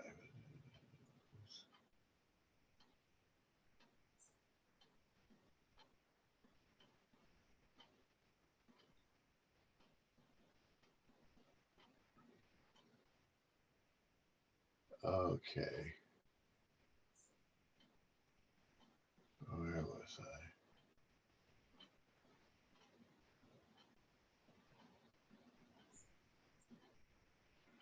For instance, the Lord has control over the universal affairs of material nature, as well as will be explained in later chapters of Bhagavad Gita. Material nature is not independent. This material nature is working under my direction. When we see wonderful things happening in the cosmic nature, we should know that behind this cosmic manifestation there is a controller. Nothing can be manifested without being controlled. It is childish not to consider the controller. For instance, a child may think that an automobile is quite wonderful to be able to run without a horse or other animal pulling it, but the same man knows the nature of the automobile's engineering arrangement. He always knows that behind the machinery there is a man, a driver. Similarly, the Supreme Lord is the driver under whose direction everything is working. Now the jivas or the living entities have been accepted by the Lord, as we will note in later chapters, as his parts and parcels. A participle of gold is also gold. A drop of water from the ocean is also salty. And similarly, we are the living entities, being part and parcel of the Supreme Controller, Ishvara, or Bhagavan, Lord Sri Krishna, have all the qualities of the Supreme Lord in minute quantity because we are minute Ishvaras, subordinate Ishvaras. We're trying to control nature, as presently we are trying to control space or planets. And this tendency to control is there because it is in Krishna. But although we have a tendency to lord it over material nature, we should know that we are not supreme controller. This is explained in this is also explained in Bhagavad Gita. What is material nature? This is also explained in Gita as inferior prakti, inferior nature. The living entity is explained as a superior prakti. Prakti is always under control, whether inferior or superior. Prakti is female and she is controlled by the Lord, just as the activities of a wife are controlled by the husband. Prakti is always subordinate, predominated by the Lord, who is predominator. The living entities of material nature are both predominated, controlled by the Supreme Lord.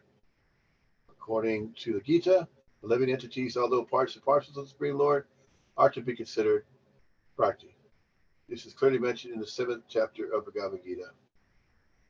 This material nature is my inferior prakti, but beyond this is another prakti, jiva, bhutam, the living entity.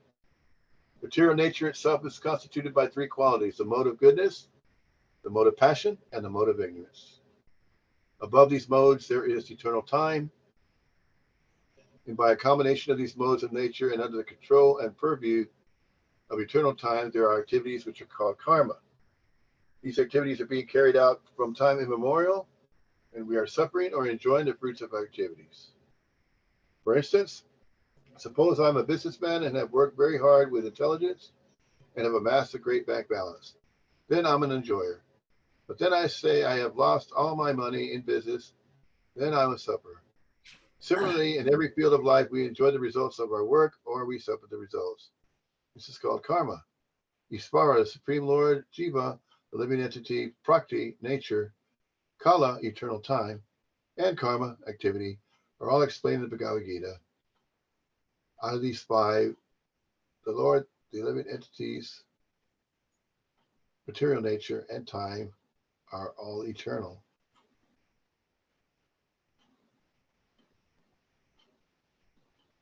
Wow. That's pretty good. Yeah, What is that? Is that the preface or what? yeah, that's the introduction. That's getting into the introduction of the Bhagavad Gita itself. Yeah. That's just the introduction. That's pretty good. Yeah, out of these 5, the Lord, the living entities, material nature, and time are eternal. The manifestation of Prakti may be temporary, but it is not false. Some philosophers say that the manifestation of material nature is false, but according to the philosophy of Bhagavad Gita, or according to the philosophy of the Vaisnavas, this is not so. The manifestation of the world is not accepted as false. It is accepted as real, but temporary. It is likened unto a cloud which moves across the sky, or the coming of the rainy season, which nourishes grains. As soon as the rainy season is over, and as soon as the cloud goes away, all the crops which were nourished by the rain dry up. Similarly, this material manifestation takes place at a certain interval, stays for a while, and then disappears. Such are the workings of Prakti. But the cycle is working eternally. Therefore, Prakti is eternal. It is not false. The Lord refers to this as my Prakti.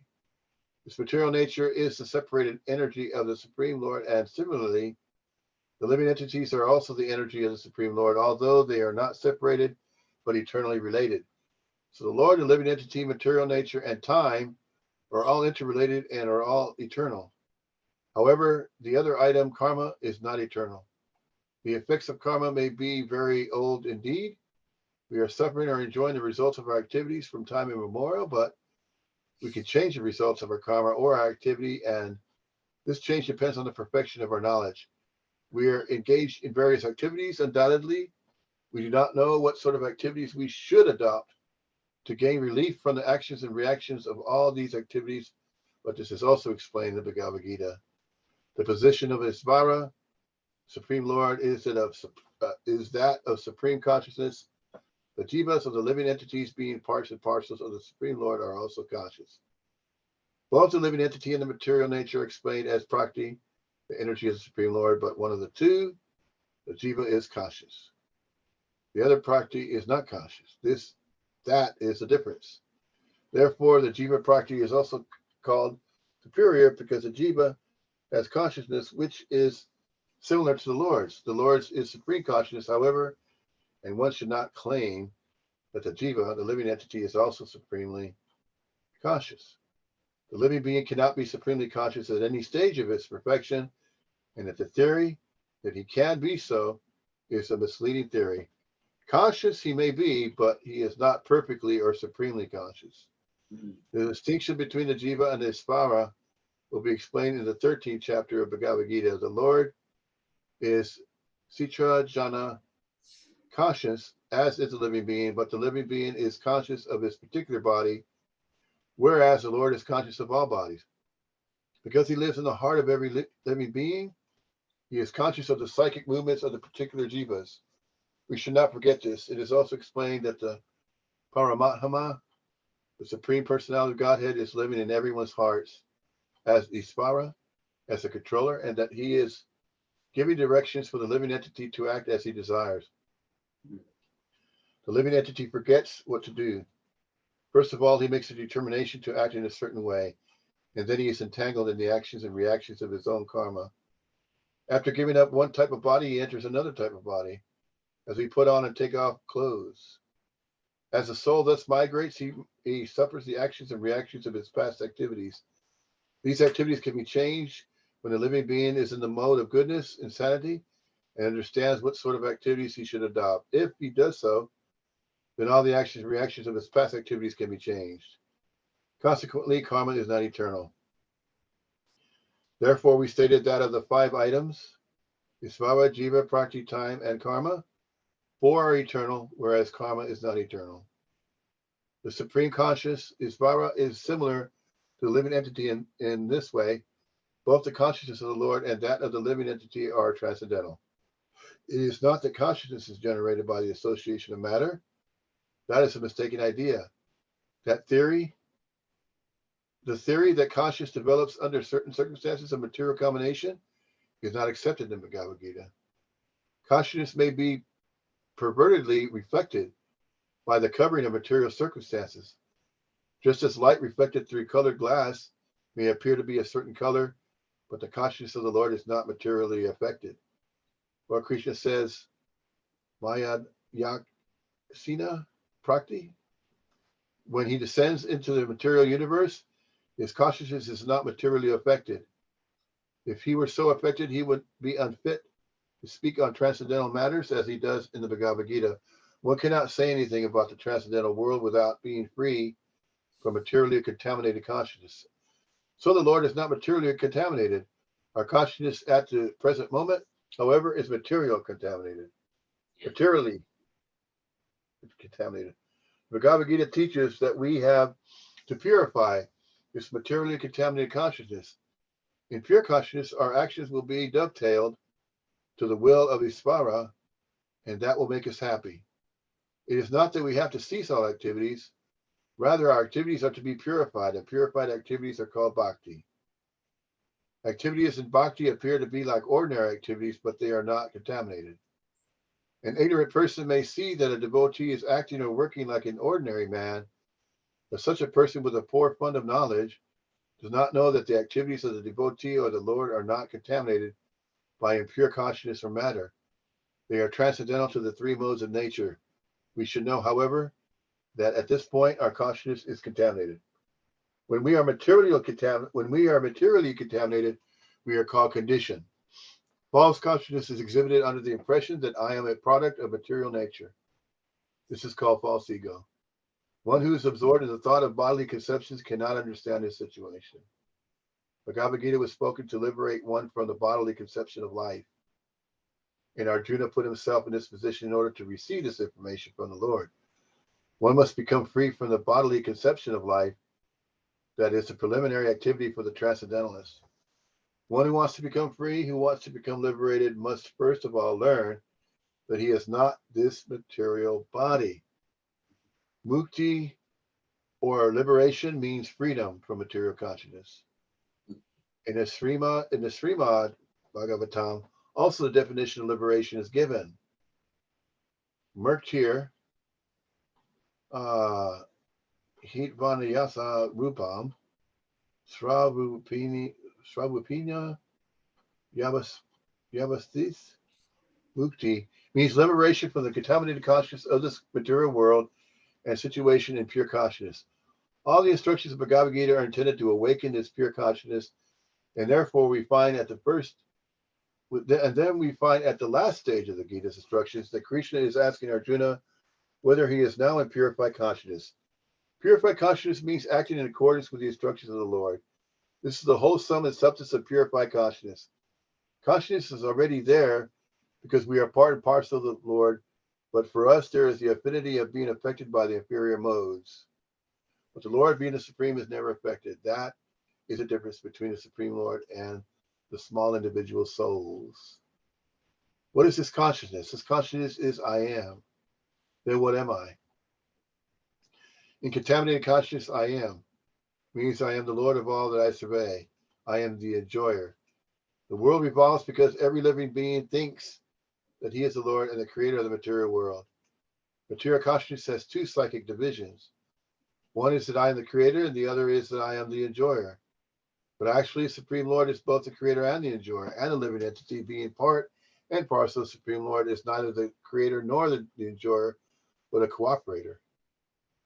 He is the created and the enjoyed. For instance, a part of a machine cooperates with the whole machine. A part of the body cooperates with the whole body. The hands, legs, eyes, and so on are all parts of the body, but they are not actually the enjoyers. The stomach is the enjoyer.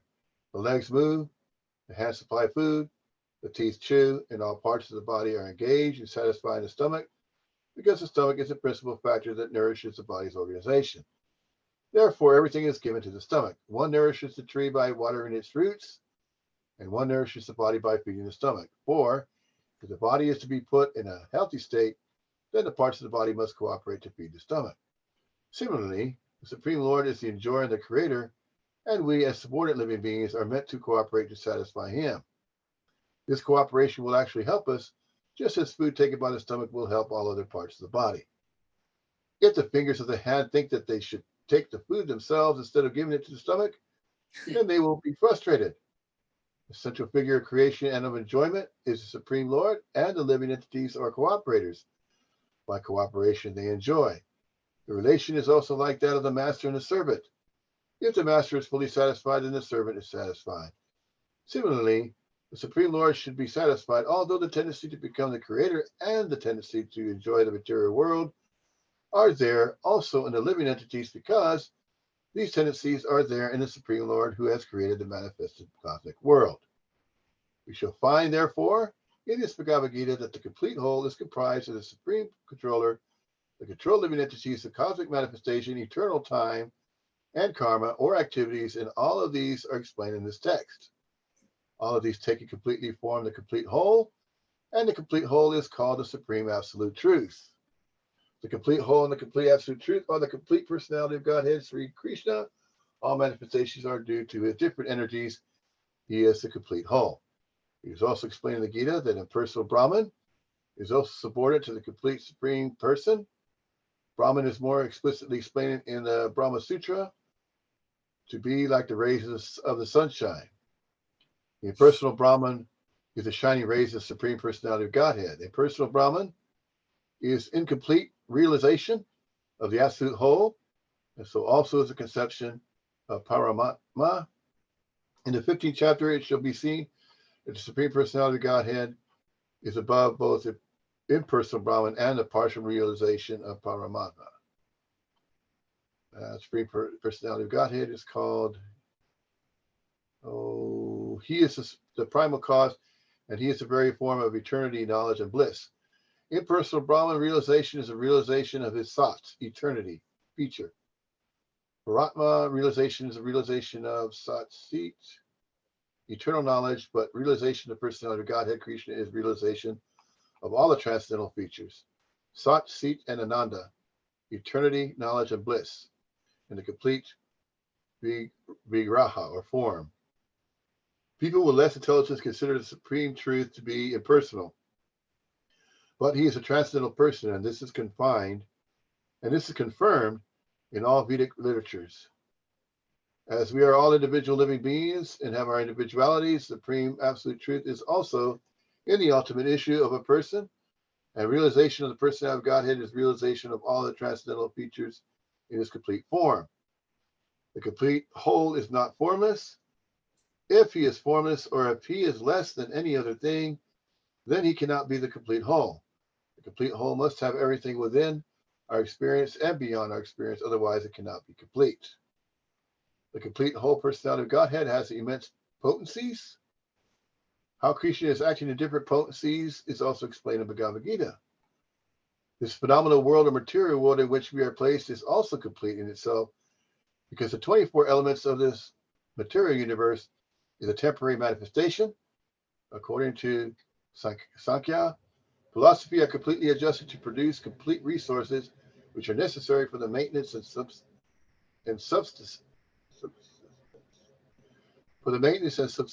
of this universe.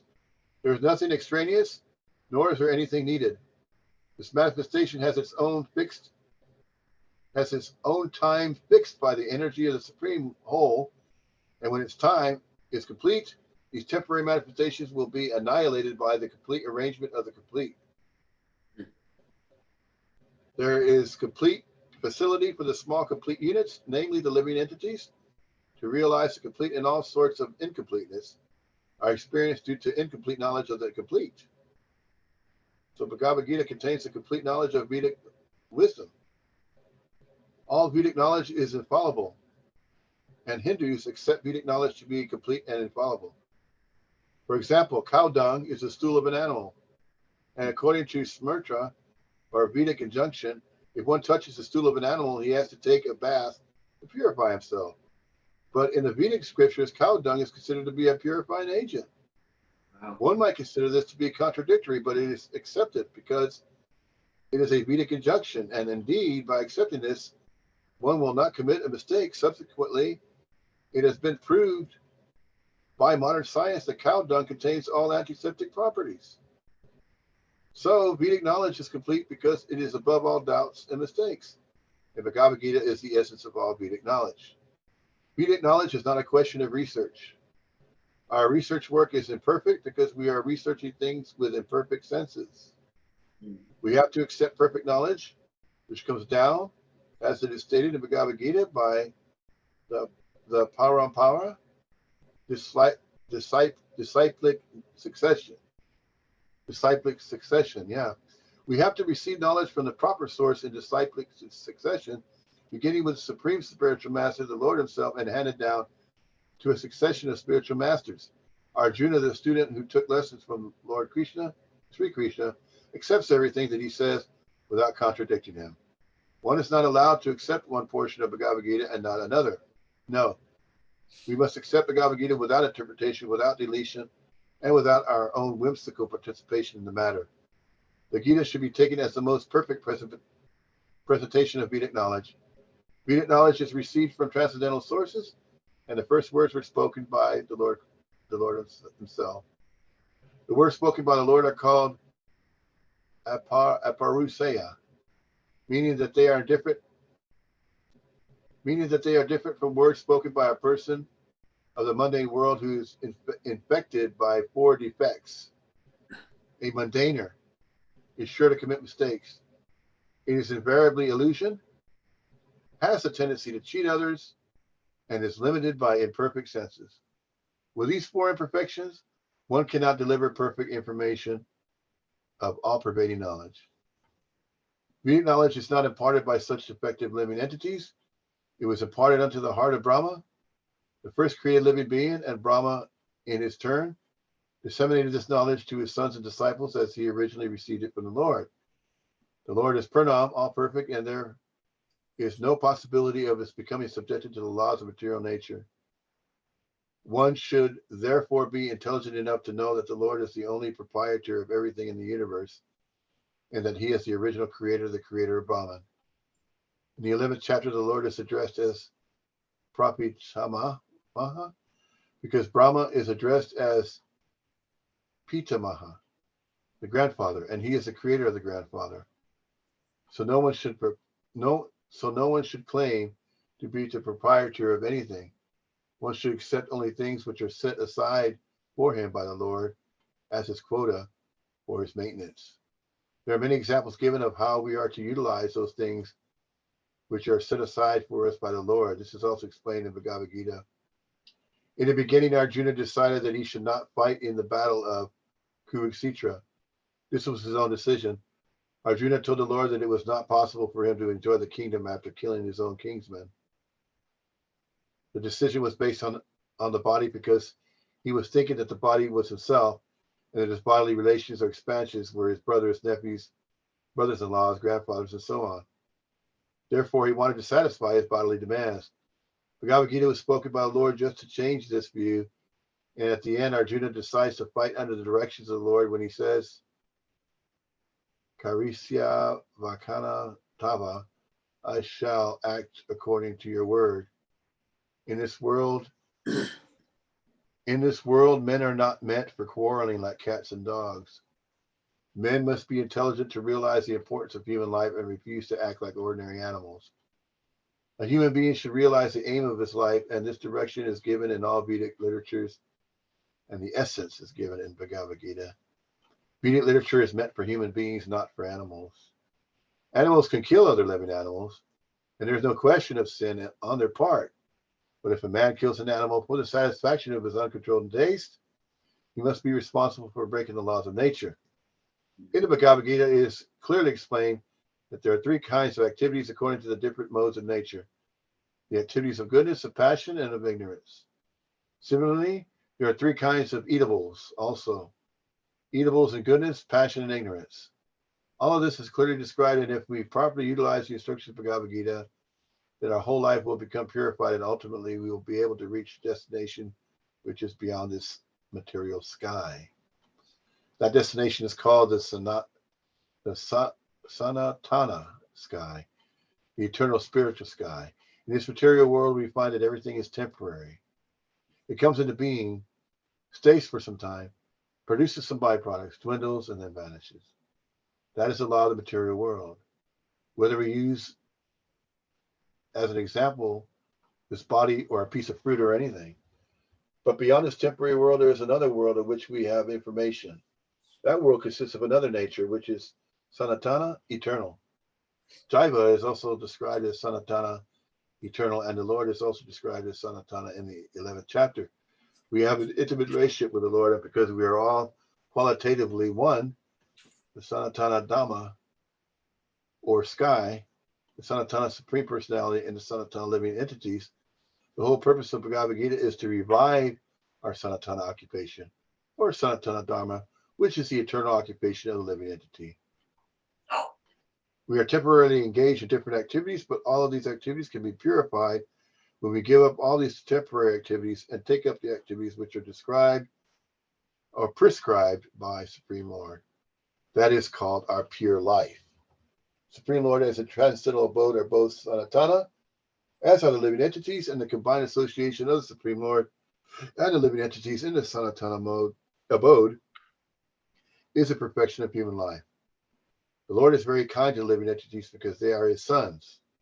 Lord Krishna declares in Bhagavad Gita, Sarvayanasa Aham Vija Prada Pita, I am the father of all. Of course, there are all types of living entities according to their various karmas, but here the Lord claims that he is the father of all of them. Therefore, the Lord descends to reclaim all of these fallen, conditioned souls to call them back to the Sanatana eternal sky so that the Sanatana living entities may regain their eternal Sanatana positions in eternal association with the Lord. The Lord comes to himself in different incarnations, or he sends his confidential servants as sons or as associates or akaryas to reclaim the conditioned souls. Therefore, Sanatana Dharma does not refer to any sectarian process of religion. It is the eternal function of the eternal living entities in relationship with the eternal Supreme Lord. Sanatana Dharma refers, as stated previously, to the eternal occupation of living entity. Sripa Ramanajarkarya has explained the word Sanatana as that which is neither beginning nor end. So when we speak of Sanatana Dharma, we must take it for granted on the authority of the Sripada Ramanajarkarya that it has neither beginning nor end. The English world religion is a little different from Sanatana Dharma. Religion conveys the idea of faith, and faith may change. One may have faith in a particular process, and he may change his faith and adopt another. But Sanatana Dharma refers to the activity which cannot be changed. For instance, liquidity cannot be taken from water, nor can heat be taken from fire. Similarly, the eternal function of the eternal living entity cannot be taken from the living entity. Sanatana Dharma is eternally integral with the living entity. When we speak of Sanatana Dharma, therefore, we must take it for granted on the authority of Sripada Ramajarkarya that it has neither beginning nor end. That which has neither end nor beginning must not be sectarian, for it cannot be limited by any boundaries. Those belonging to some sectarian faith will wrongly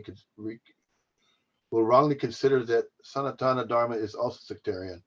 But if we go deeply into the matter and consider it in the light of modern science, it is possible for us to see that Sanatana Dharma is the business of all the people of the world, nay, of all the living entities of the universe.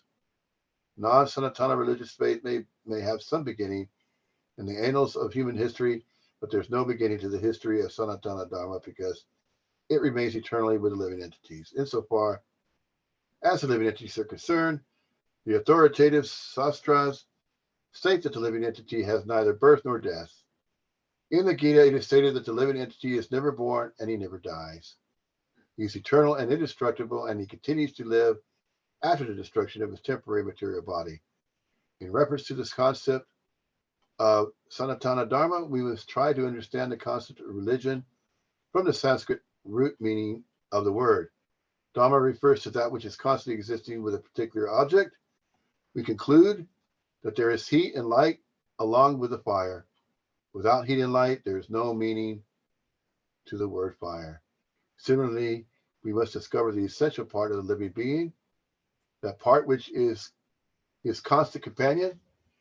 That constant companion is his eternal quality, and that eternal quality is his eternal religion.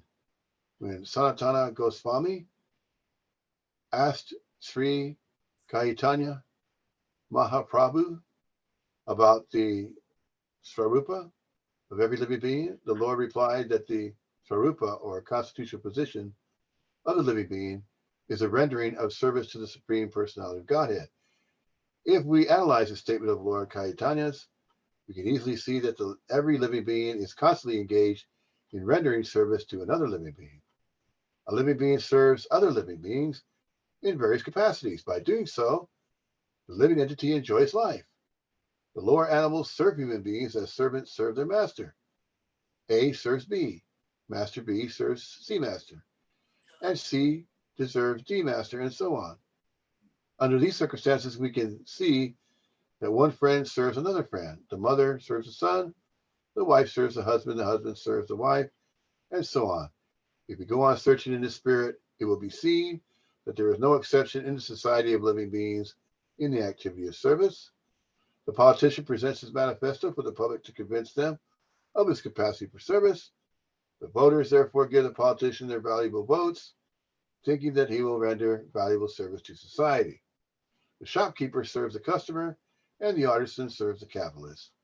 The capitalist serves the family, and the family serves the state in the terms of the eternal capacity of the eternal living being. In this way, we can see that no living being is exempt from rendering service to other living beings, and therefore we can safely conclude that service is the constant companion of the living being, and that the rendering of service is the eternal religion of the living being. Yet man professes to belong to a particular type of faith with reference to particular time and circumstance, and thus claims to be a Hindu, Muslim, Christian, Buddhist, or an adherent of any other sect. Such designations are non-Sanatana Dharma. A Hindu may change his faith to become a Muslim, or a Muslim may change his faith to become a Hindu, or a Christian may change his faith, and so on. But in all circumstances, the change of religious faith does not affect the eternal occupation of rendering service to others. The Hindu, Muslim, or Christian in all circumstances is servant of someone. Thus, to profess a particular type of faith is not to profess one's Sanatana Dharma. The rendering of service is Sanatana Dharma. Factually, we are related to the Supreme Lord in service. The Supreme Lord is the supreme enjoyer, and we, living entities, are his servitors. We are created for his enjoyment, and if we participate in that eternal enjoyment with the Supreme Personality of Godhead, we become happy. We cannot become happy otherwise. We cannot become happy otherwise. It is not possible to be happy independently, just as no part of the body can be happy without cooperating with the stomach. It is not possible for the living entity to be happy without rendering transcendental loving service unto the Supreme Lord. In the Bhagavad Gita, worship of demigods or rendering service to them is not approved. It is stated in this 7th chapter, 20th verse, those whose intelligence has been stolen by material desires surrender unto demigods and follow the particular rules and regulations of worship according to their own natures. Here it is plainly said that those who are directed by lust worship the demigods and not the Supreme Lord Krishna. When we mention the name Krishna, we do not refer to any sectarian name. Krishna means the highest pleasure, and it is confirmed that the Supreme Lord is the reservoir or storehouse of all pleasure. We are all hankering after pleasure. The living entities, like the Lord, are full of consciousness, and they are after happiness. The Lord is perpetually happy, and if the living entities associate with the Lord, cooperate with him, and take part in his association, then they also become happy. The Lord descends to this mortal world to show his pastimes in Vrindavan, which are full of happiness. When Lord Krishna was in Vrindavan, his activities with his cowherd boyfriends, with his damsel friends, with the other inhabitants of Vrindavan, and with the cows were all full of happiness. The total population of Vrindavan knew nothing but Krishna. But Lord Krishna even discouraged his father, Nanda Maharaja, from worshiping the demigod Indra, because he wanted to establish the fact that people need not worship any demigod. They need only worship the Supreme Lord, because their ultimate goal is to return to his abode. The abode of Lord Krishna is described in Bhagavad Gita, 15th chapter, 6th verse. That Hey, supreme Richard, abode of mine is, I'm gonna have to call it a night. I'm all getting right. tired. You want to That's put okay. a bookmark? Huh? You want to put a bookmark in there? Yeah, I can do that. That's fine. Yeah, Okay. it's great. I love hearing it. It's very Yeah, enlightening. yeah. That's quite a bit of information there. Yeah. Yeah, there's a lot to take in, though. I mean, there's a lot. There is quite a bit. Yeah. Yeah, so a lot of it though has been. I remember it seems like it's been spoken already. You know, Uh-huh. I mean, it's like a Oh, echo. You yeah. know, people are. It's like the same stuff. I mean, not that That's it's good. not pleasant or needed to be Uh-huh. heard again, but it's still, yeah. Yeah. Yeah, let me know when you want to do this again. Yeah, maybe next weekend. Yeah, we'll look into it. All right, just send me a message. Let me know. I don't know Yeah, why it's so hard for me to know the time, but that's today's okay. Saturday. Today's Saturday, right? Yeah, my time. Yeah. So Okay, so Saturday maybe night. next Saturday then? All right, next Saturday. Yeah. All right, we'll see you then, Richard. Thank you. Okay. Enjoyed care. All enjoyed right. all the pop. Yeah, indeed. Thank See you you. later. Uh-huh. Good night. Bye.